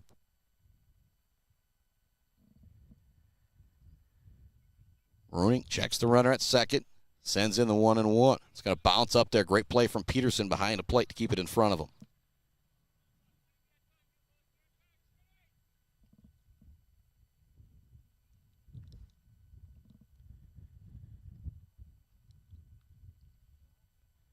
Big lead there at second base from Gross, kind of dancing, ready if one gets away to move up to 3rd if Upton's able to go into home. That one's going to be over for a strike. Count now 2-2. On the top of the 4th inning, the Aggies all over the Ramblers here with the Highland Conference on the line. It's 10-0. That one's going to miss low to Cuyler Smith. That'll run the count full to the all-sports superstar. 3-2 the count. Runners at 2nd and 3rd. On deck is Eric Elias. He's had an RBI single and an RBI triple his last 2 plate appearances. Smith drives this one towards 3rd. Not an easy play. Hop it a long throw over to 1st. It's going to get away from Haverkamp at 1st. 1 run is in. 2nd run is in. That'll allow Cuyler Smith to move up to 2nd base as well. And again, I'm going to rule him again the Spockman box score with a 2 RBI single, and he moves up to 2nd on that pass throw. It's now 12-0 Beal City. Runner on 2nd base with 2 down here in the top of the 4th inning. The Aggies continue the trend of putting up runs with 2 outs. And all 5 runs in the 3rd inning came with 2 outs. And now I guess Bukovic came in before there's 2 outs in this one. But what an offensive performance from the Aggies. You add in what Cuyler Smith is doing on the bump. Whew, looking pretty darn solid here today.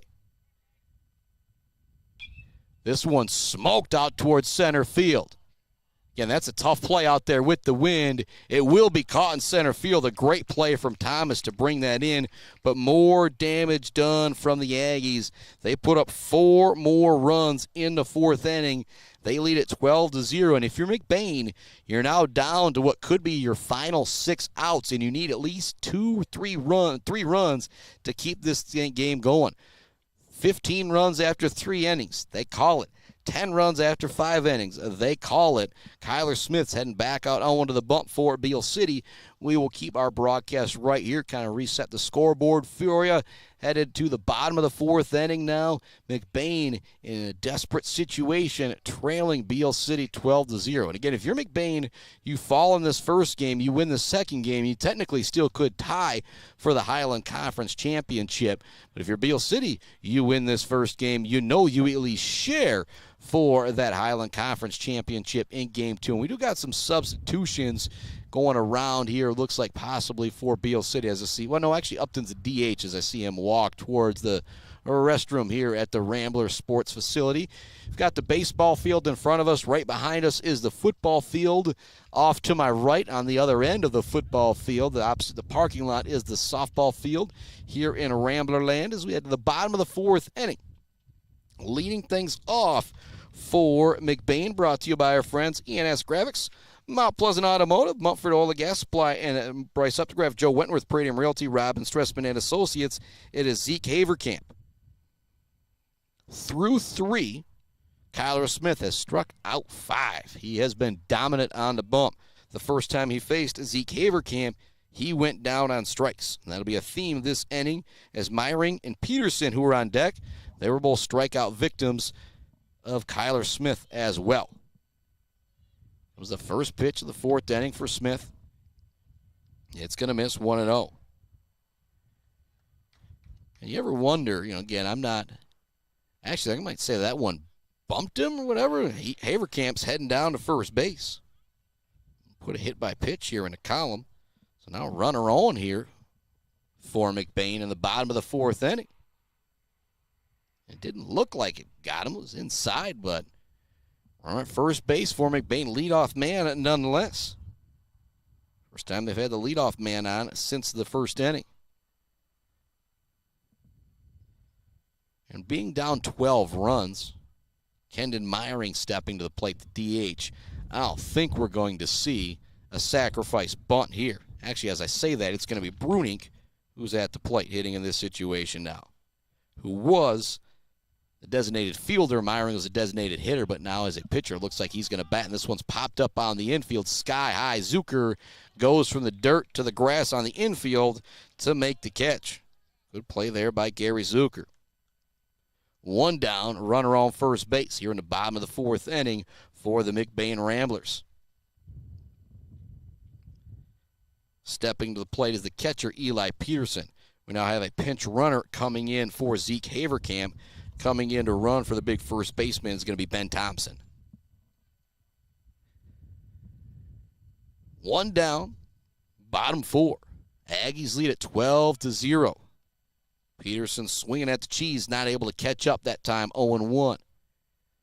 Cuyler Smith has been completely dominant in this one. Wieferich Financial, Zade Bachelder Baller of the game. Feel pretty safe to say it's written in pen, not pencil, because he's been dominant on the mound, dominant at the dish.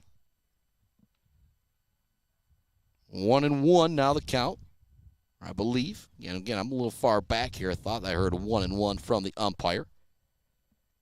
Next pitch, big cut that time. A 1-2 to Peterson. McClintock holding the runner on over at first. Playing way over at second base is Burmeister, trying to cover up that hole a bit.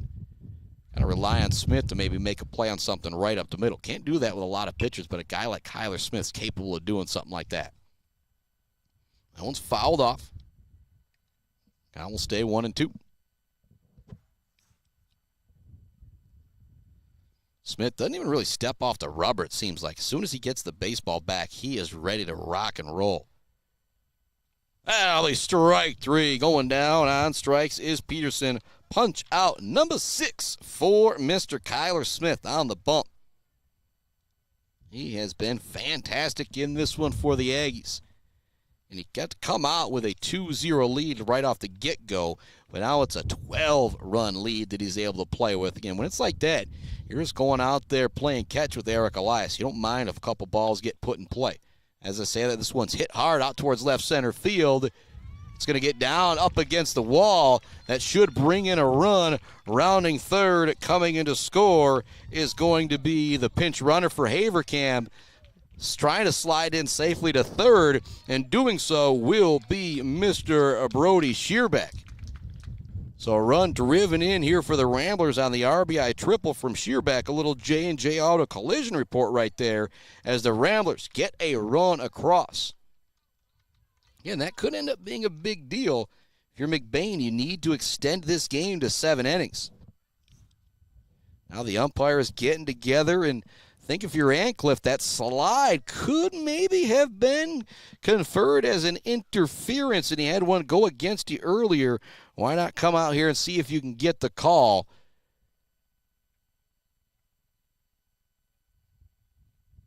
Actually, they don't have the runner on third base, and they've got 12-2 up on the scoreboard as well, too. So they're trying to say that runner came in on an interference.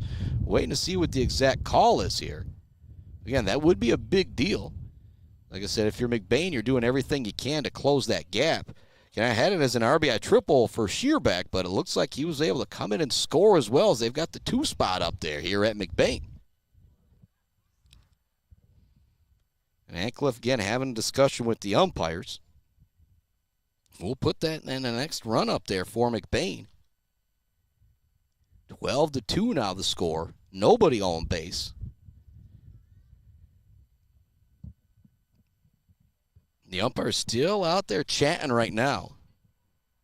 Now it looks like they might head down the third baseline and have a conversation with Coach Mulder. And if you're Mulder, you already got the 2 runs across. You're saying, stay away. I don't want to hear what you're going to have to say, because it's probably not going to be good if you're going to change something. 12-2 is the score right now.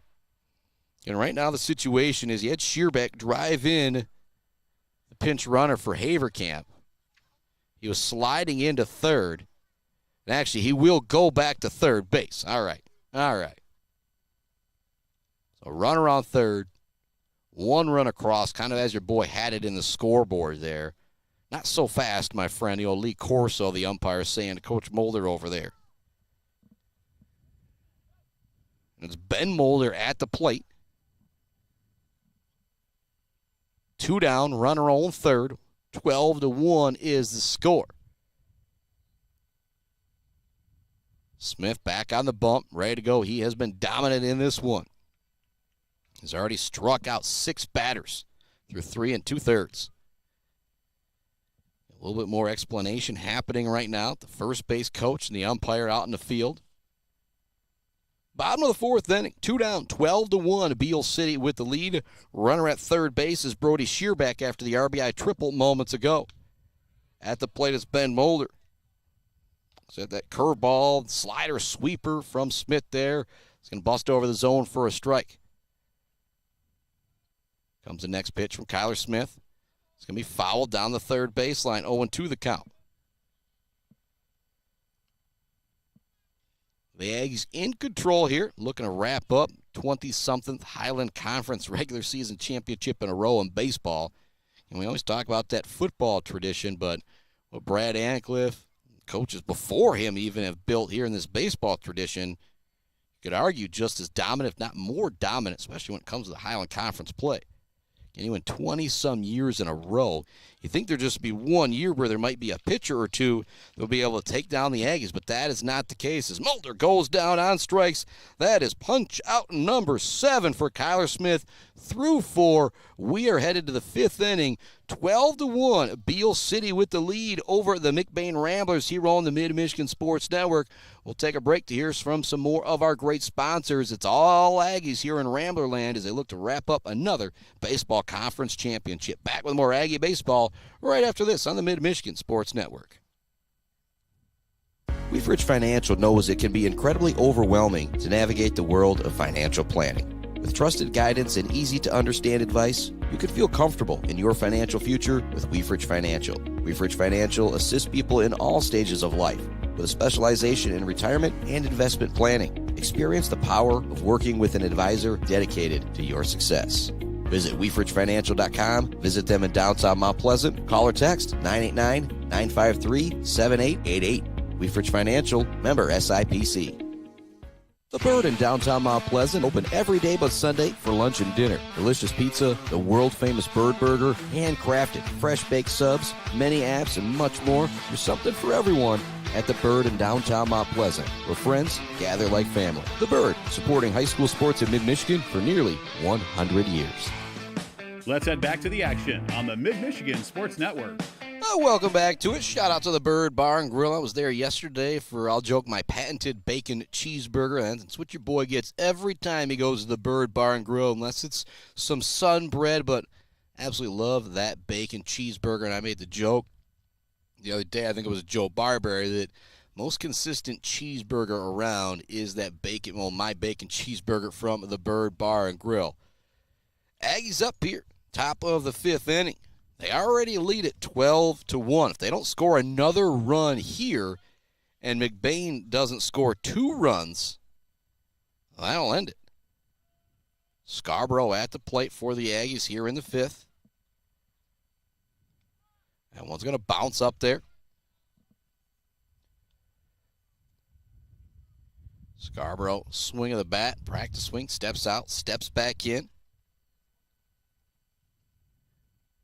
Comes the next pitch from Brink. Getting out of the way of that one is Scarborough.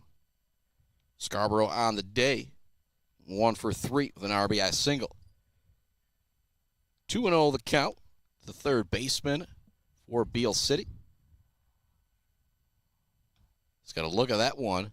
That's actually going to be ball 4. I was 1 behind on the count there, pardon me. Scarborough knew it right away as he takes first base here in the top of the fifth inning. Now stepping to the plate, Will McClintock. He's 2 for 3 on the day. Pair of runs scored as well. Quick check of the runner over at first base. Scarborough diving back easily. Seems like every time a high school pitcher walks a guy in high school baseball, they've always got to try and throw him out at least once. That'll be over for a strike on the first pitch to McClintock. Wearing number 3, batting from the left side, playing at first base in this one for the Aggies. Bruning getting ready for the 0-1. That one will bounce up there. 1-1 now the count. Gary Zucker on deck, 1 for 3 on the day. Behind him, Braxton Bukovich, 2 for 3 on the day. And it maybe could have been a 3 for 3 as well. Bruning, another check over at first base. Diving back safely is Cooper Scarborough.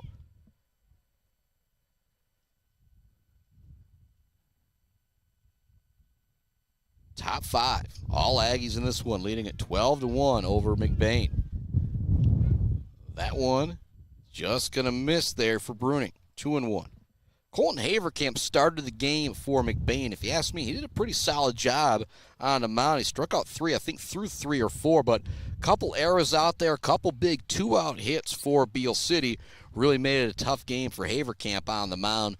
Bruning has been out there, and he hasn't done bad either, but when the Aggies have put the ball in play, it's caused some trouble for McBain in this one, whether they put it up against the fence or there has been a couple errors out there.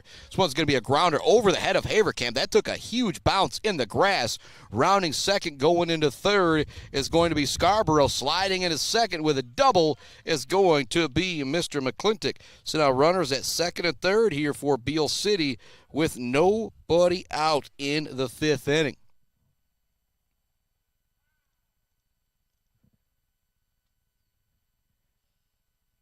Aggies in business once again with Gary Zucker stepping to the plate.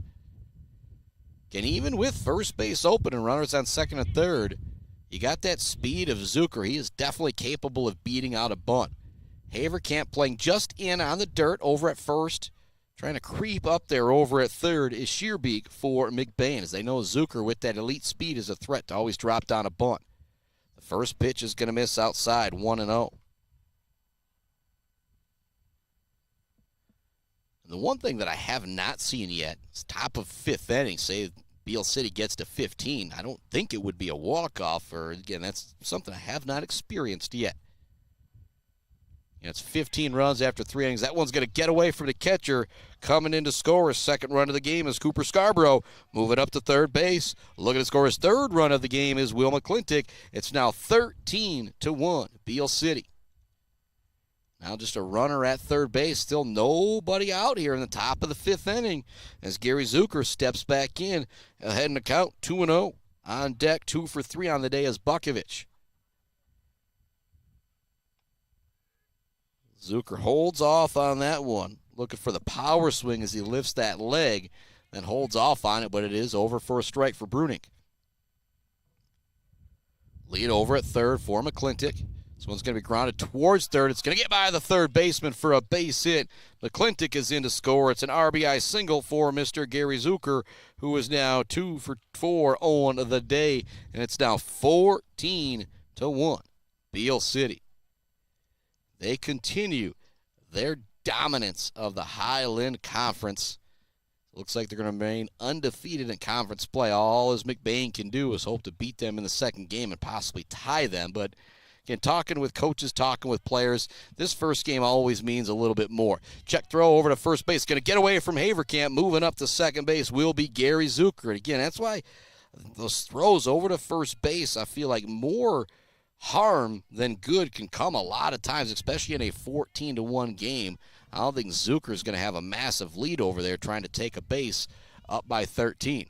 Bukovich is going to foul this one off towards the first baseline. 0-1 now the count to Braxton Bukovich. Much love to our friends, Barbary Law, Gates Drilling and Service, Bill's Custom Fab, The Bird, All-American Grill, Clark Modular Homes, Wieferich Financial, Woods Household Appliance, Brad Melly Well Drilling, and Malley Construction. 14-1 is the score here. Taking that one is Bukovich. It's going to be a called strike. Sophomore now down the count 0-2. Bukovich wearing number 5, batting from the left side. Throws right, playing out in center field for the Aggies in this ball game. 0-2 the count. Bruning still looking for the first out here of the top of the 5th inning. That one's going to bounce up there. Peterson keeps it in front of him. Keeps Zucker from going from second to third. Already 2 runs across here in this one. 14-1. Beal City in front here in the top of the 5th. Bukovich is going to put a charge into this one out towards center field. It will be caught. Zucker thinking about tagging up, but decides, not in this situation. So fly out there from Bukovich. Good contact. Little J&J Auto Collision report right there, but sometimes you hit it right at a guy. That's the way baseball and softball goes. So Beal City's been fortunate in this game to hit it to a lot of grass. Now stepping to the plate for the Beal City Aggies is going to be Mr. Jake Upton. 1 down here in the top of the 5th inning. Runner at second base for the Aggies. The Aggies looking to close it out in 5 here with that big lead. Zucker's going to be able to trot up to third base with that speed as that one gets behind the catcher. 1-0 the count to Jake Upton. Upton's had himself a pretty darn good day. He's walked twice, also had an RBI single. So all 3 of his plate appearances, he's been able to reach base for Coach Ancliffe. Here comes the 1-0. He's going to take that one for a strike.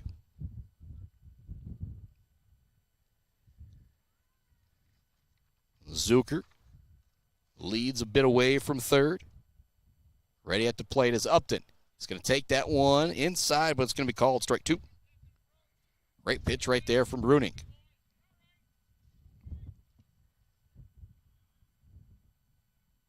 Upton digs back in. Cam Gross is on deck for the Aggies. So it's going to be grounded towards third. It will be a fair ball. They're not going to look to get the throw home, and actually they do at the last second, but it's not a force out, so Zucker is able to slide in safely for the run, and it's going to be an RBI single for Jake Upton. They probably had the throw at first base, but decided to go home with it instead. It's now 15-1.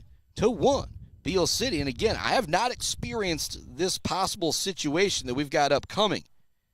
If Upton scores from first, that would give the Aggies a 15-run lead. If you have a 15-run lead after 3, after 4, you call it. And so could you walk it off here in the top of the 5th? I imagine so. Again, I'm not pulling out the exact MHSA rulebook to check that one. We'll find out together if it does happen as Cam Gross swings at the first one and can't catch up with the high heat from Trenton Bruning. Lead for Upton over at first. Here comes the throw. It's going to bounce up there. Great job by Peterson to keep it in front of him. 1-1 the count. 1 down here, top of the 5th inning. And the Aggies rolling in this one, up 15-1 over McBain. 1-1 from Bruning. Great curveball right there. Gross couldn't catch up to it. 1-2 now the count. Spence Burmeister on deck. He's 2 for 2. 2 runs scored. Pair of singles, also an RBIs last time up. Dropped down a beautiful sacrifice bunt to move up 2 runners. That one's actually going to plunk Gross in the shoulder, and so he'll take his base over at first. Moving up to second is Jake Upton. That'll bring Burmeister to the plate here. 15-1 is the score. Top of the 5th. Again, McBain coming in this game at 14-8, hoping to win the Highland Conference Baseball Championship for the first time this millennium, besides anybody from Beal City. Or I guess I say millennium. I don't know if it's been 25 years. I know it's right around that as Burmeister fouls off that first one, 0-1 to count.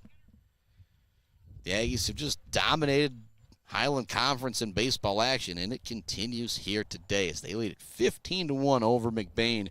Spence Burmeister at the dish, down the count 0-1. Runners at first and second.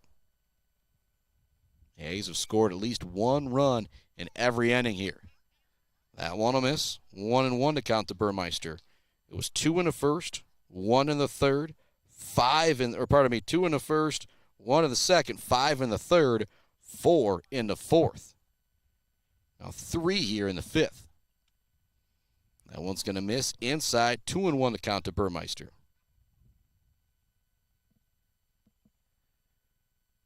Burmeister waves that bat in front of the shoulder. Coach Mulder, pitching coach, going to come out of the dugout now. Have a conversation with Brink. 15-1.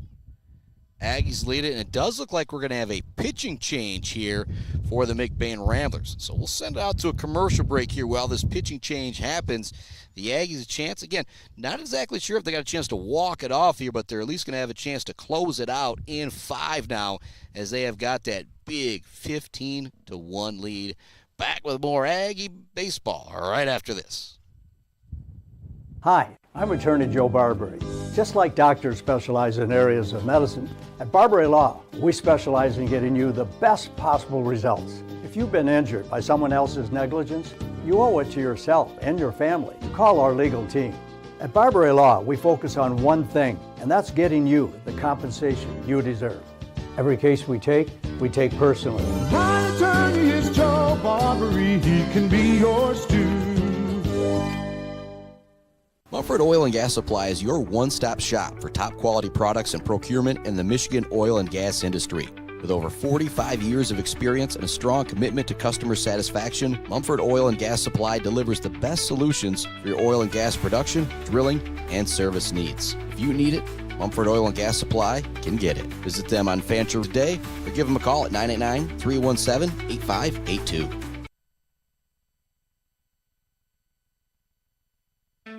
Let's head back to the action on the Mid-Michigan Sports Network. Welcome back to it here on the Mid-Michigan Sports Network. Pitching change, Kason Pollington coming into the game for the Ramblers, and talk about a tough spot to come in. Not just runners on base and possible game-winning run at second. It's a 2-1 count as well. As Burmeister will step back to the dish. Pollington.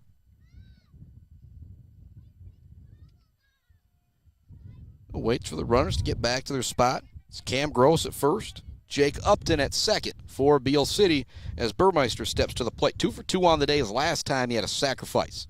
Pollington winds and deals. This one's going to be smoked out towards a left center field. Gathering underneath it to make the catch will be Thomas. Runners will have to hold up to, so fly out there for Burmeister. Shot by Thomas, gathering underneath that one. So there's now 2 down here in the top of the 5th inning. So the Ramblers have to put up 5 runs in the bottom of the 5th inning to keep this game going, and that's if we don't see Cuyler Smith drive in that run from second here. First pitch is going to be inside from Kason Pollington to Cuyler Smith. Third pitcher in the game for McBain. Colton Haverkamp started the game, and I'll say I don't think he had a bad start.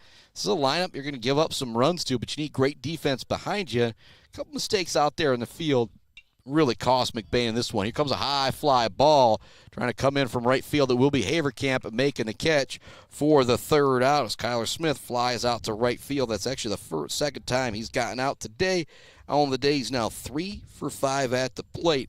He has been maybe just as good, better on the mound as well, as he has struck out 7 McBain Ramblers through 4 innings. We're headed to the bottom of the 5th inning here on the Mid-Michigan Sports Network. We will keep our broadcast right here as McBain's going to have a tough time trying to get out of this one, in my opinion, with the way Cuyler Smith has been pitching. If he does happen to come out here in the bottom of the 5th, and number 1 is back out on the mound for Beal City, much to the dismay of the Ramblers. Smith out there working with Eric Elias.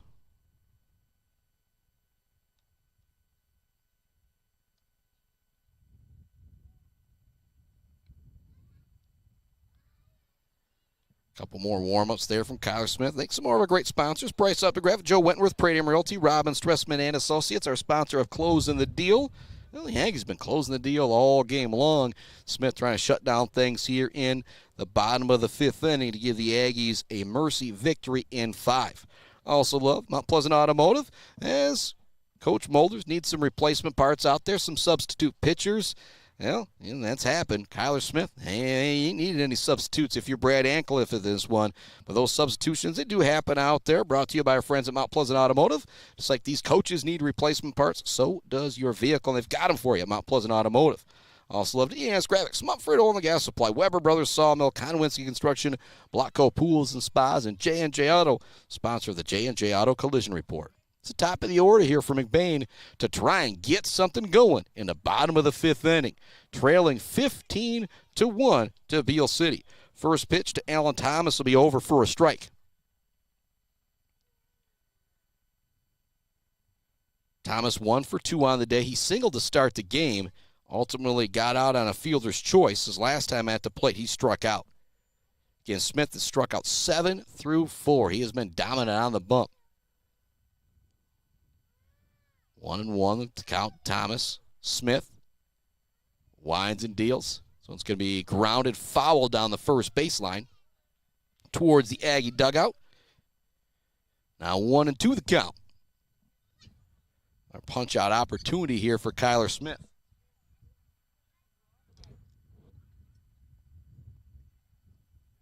Smith winds and deals. That's just going to miss. 2-2 now the count to Alan Thomas.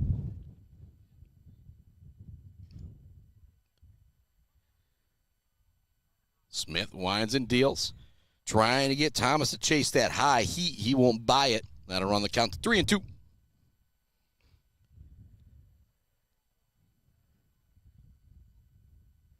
Braden Winkle on deck. Hoping there's a base runner on for him. Check swing. It's going to be ball 4 there. Really close call. As I look back, that's the first walk surrendered by Cuyler Smith. He hit Haverkamp last inning, but his control has been really, really good. Thomas, the speedy first baseman, speedy center fielder, now on first base for McBain to try and get some type of rally going here in the 5th.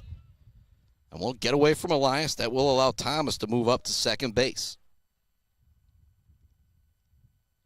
For McBain, though, you need at least 5 in this inning. Beal City remains up by 10 at the end of this half inning. That'll do it.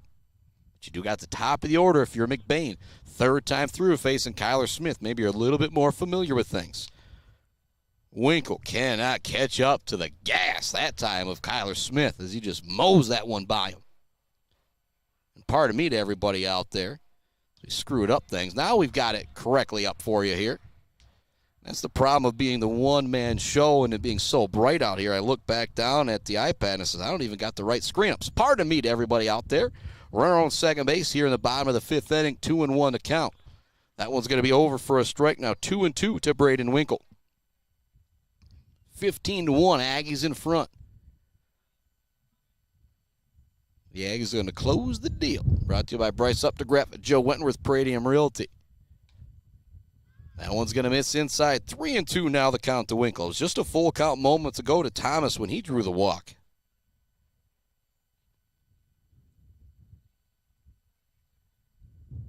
Smith checks that runner at second base. Stepping out at the plate is Braden Winkle. He's 0 for 2 on the day. Reached base in the first via fielder's choice. Struck out in the third. Smith winds and deals. Oh, they're going to say that just missed. So the second straight walk surrendered by Smith here in the 5th inning. A couple of them pretty close as well there. So if you're McBain, this is what you needed. You got your first 2 base runners on. There's nobody out here in the bottom of the 5th inning. You still trail 15-1, but you got a chance maybe to keep this game going now if you can get a rally going. Haverkamp on the day in the Spockman box score is 2 for 2 with an infield single and a single. First pitch is going to miss. Elias keeps it from bouncing to the backstop there. Great job by Elias behind the plate. 15-1. Aggies in front.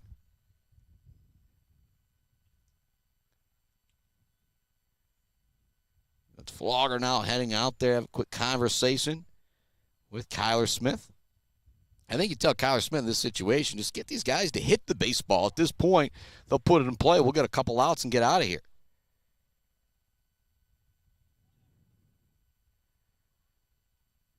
Haverkamp steps back in. 1-0 the count. Runners lead away from first and second for McBain.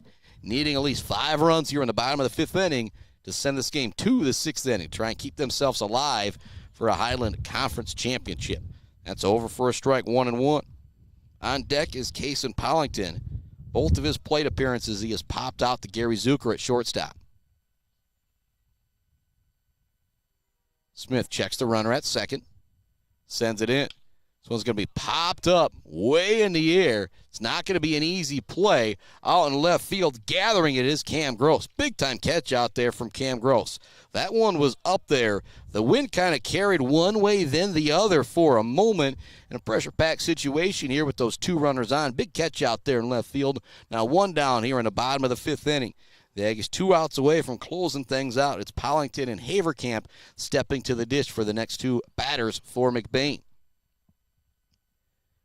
And Cuyler Smith, in my opinion, if it ends here in 5, has kind of got that Zade Bachelder Baller of the game brought to you by Wieferich Financial wrapped up. Zucker charging, looks to get the lead runner. He will. Or not the lead runner, the runner at second. And so out trying to go from first to second is Winkle. On via fielder's choice is Pollington. Moving up to third is Alan Thomas. Runners at the corners. 2 down here for McBain. If you're Beal City, though, you'll take this all day long and twice on Sunday as you're looking to get out of here with a mercy 5-inning victory as you lead at 15-1. Doesn't even matter if that run comes in from third. Zeke Haverkamp stepping to the plate. Struck out in the first, was hit by a pitch his last time up. Either that or they gave him the free base. I believe it was a hit by a pitch, though, as he was leading off the inning. And kind of one of those, your boy looked away for a moment to go down to the box score to fill something in. I look back up. Haverkamp's going to first base. Again, I'm a little ways away from the field. Didn't get exactly what happened right there. Take you, behind the scenes of a one-man broadcast for a moment. Here comes the 0-1 from Cuyler Smith. Haverkamp's going to foul this one off towards the football field here. And the way Smith pitched in this one, in my opinion, be kind of fitting if he ended this one with a strikeout. Quickly checks the runners at first and third. Here comes the 0-2 to Haverkamp. Oh, just going to miss. 1-2. Smith quickly back on the rubber, ready to work again for the Aggies. 1-2 the count to Haverkamp. Runners at the corners. 14-run lead here in the bottom of the 5th for the Aggies. A chance to close it out in 5. They're going to say that one just missed. Quick throw down to first from Elias trying to get Pollington jumping off, but he'll dive back in safely. 2-2 the count. 2 down. Bottom of the 5th inning. Aggies lead it by 14. Looking to close it out. I'm going to close the deal. Brought to you by our friends Bryce Updegraff and Joe Wentworth. Smith zings in the 2-2. Check swing there, holding off is Haverkamp. They're going to say it misses. That'll run the count full to 3-2. This is the 3rd full count here in the bottom of the 5th inning for Cuyler Smith. The other 2 have been walks.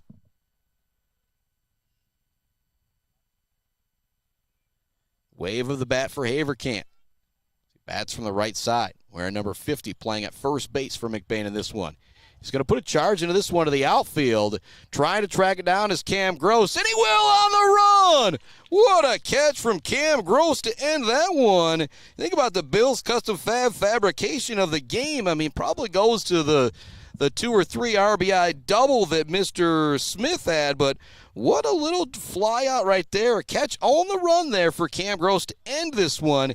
It's 15-1. Beal City wins it over McBain in 5 innings. What a performance from Cuyler Smith in this ball game.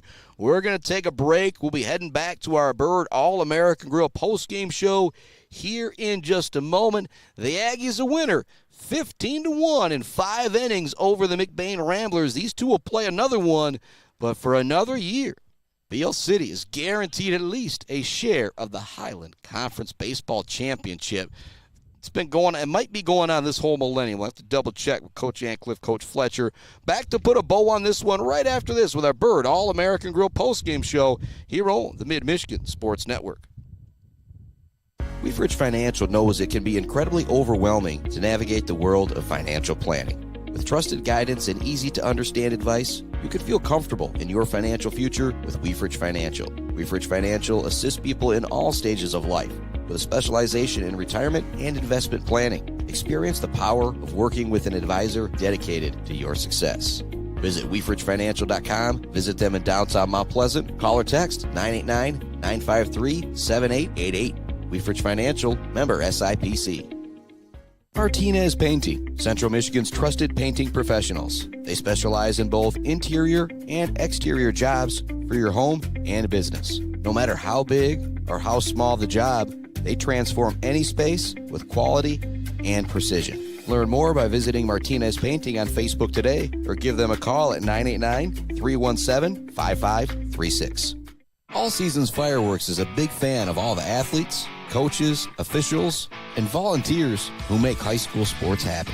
To make your next event bigger and brighter, stop by All Seasons Fireworks on M20 in Mount Pleasant. Graduations, birthdays, weddings, or a big win become more memorable underneath a night sky lit up by the magic of fireworks. All Seasons Fireworks on M20 in Mount Pleasant. When your team or business needs to look good, don't get left hanging. Call or stop by Hanging by a Thread in Wademan, the official embroiders for the Mid-Michigan Sports Network. Hanging by a Thread, a proud supporter of local schools. GNS Mechanical in Wademan offers service and installation on everything for your home and business. From a simple filter replacement to furnace, central air service, and install, geothermal, and walk-in coolers and freezers. If you have a need, GNS Mechanical has a solution. Learn more at gnsmechanical.com or call 989-644-2106. Imagine a home that reflects your style. With WW Construction, that dream will become a reality. As a trusted Mid-Michigan builder, WW Construction specializes in builds and remodels that turn ordinary spaces into extraordinary ones. Join the growing family of homeowners who trust WW Construction for quality and craftsmanship. Call WW Construction today at 989-621-2722 to make your dreams a reality. Let's head back to the action on the Mid-Michigan Sports Network. Welcome back to it on the Mid-Michigan Sports Network and our Bird All-American Grill post-game show as we put a bow on this one. What a victory for the Beal City Aggies. They win it 15-1 in 5 over the McBain Ramblers. Our Zade Bachelder Baller of the game brought to you by Wieferich Financial. Well, pretty obvious on this one. It could have been pretty much anybody at the plate. We'll talk about what they did. The Weber Brothers Sawmill, Timber of the game, J&J Auto Collision Report, Mountford Oil and Gas Supply Drill of the game here in just a minute. But Cuyler Smith struck out 7 through 5. He was absolutely dominant. Only gave up a double and a triple. Other than that, it was just pretty much hits in the infield. There were tough plays for people to make that got on base. Just a dominant performance from Cuyler Smith. And then at the plate, he kind of set the tone, led the game out with a single, stole second base, was drove in moments later on an RBI single from Cooper Scarborough. And then his third time at the plate was a 2 RBI double, and then his fourth time at the plate was a 2 RBI single. And so, 3 for 5 on the day, 2 runs scored, 4 RBI on the Spockman box score, and that's just what he did at the plate. add in what he did on the mound. That is why Mr. Cuyler Smith is our Zade Bachelder Baller of the game, also our Weber Brothers Sawmill Timber of the game, J&J Auto Collision Report. All the accolades going to Mr. Smith for how fantastic he was. But first inning, the Aggies put up 2, put up 1 in the second, then they put up a 5 spot in the third. And what was huge about that is Will McClintock led off the inning, grounding out to second base, then Gary Zucker struck out. After that, it was Braxton Bukovich double, RBI single from Jake Upton, walk from Cam Gross, RBI single from Spence Burmeister, double from Cuyler Smith, RBI triple from Eric Elias. It was a big 5-run inning that really kind of opened things up to put this one out of reach for the Ramblers, especially with Cuyler Smith on the mound, just killing it for Beal City. 15-1 our final here. Cuyler Smith getting all the accolades in this one, including our Wieferich Financial Zade Bachelder Baller of the game. If you want to be a baller like my main man Zade, get your money with Brian Wieferich and Wieferich Financial, and they will, I'll joke, turn it into more money. 15-1 our final. The Beal City Aggies a winner over the McBain Ramblers. Chris Bachman signing off for now. We've got a full week ahead next week. The big ones that I'm talking about, it's either Tuesday or Wednesday. I have to double-check the schedule. Actually, I pull it up here real quick. Everybody will see me pulling up here in the corner. On the 19th, let's double-check when it is. That is next Tuesday. It's Sacred Heart Academy, Ithaca. That is going to be a battle of some really, really good pitchers into the circle and some great lineups as well. Thursday, we'll have more Sacred Heart Academy softballs. They take on Essexville Garber at CMU as they gear up for MHSAA playoff action. Then on Friday, Game 1 will be softball action. Beal City Clare back at Central Michigan University's Margot Yonker Stadium. And if I'm able to make it over for Game 2 of baseball action over at Tennyson Stadium, that will be the plan. Hopefully some doubleheader action this Friday with Beal and Clare. Beal City and Clare. But our final here, 15-1, the Aggies dispatch the Ramblers to continue their utter dominance of the Highland Baseball Conference. Chris Bachman sign off till next week on the Mid-Michigan Sports Network. Sunday will update you on everywhere we're going to be next week, as well as what all of our baseball, softball teams' records are. And if you missed those district previews, then just scroll back a ways on the Mid-Michigan Sports Network Facebook page, and you will find it. The Aggies a winner, 15-1 over McBain. Our Zade Bachelder Baller of the game brought to you by Wieferich Financial, Mr. Cuyler Smith. Chris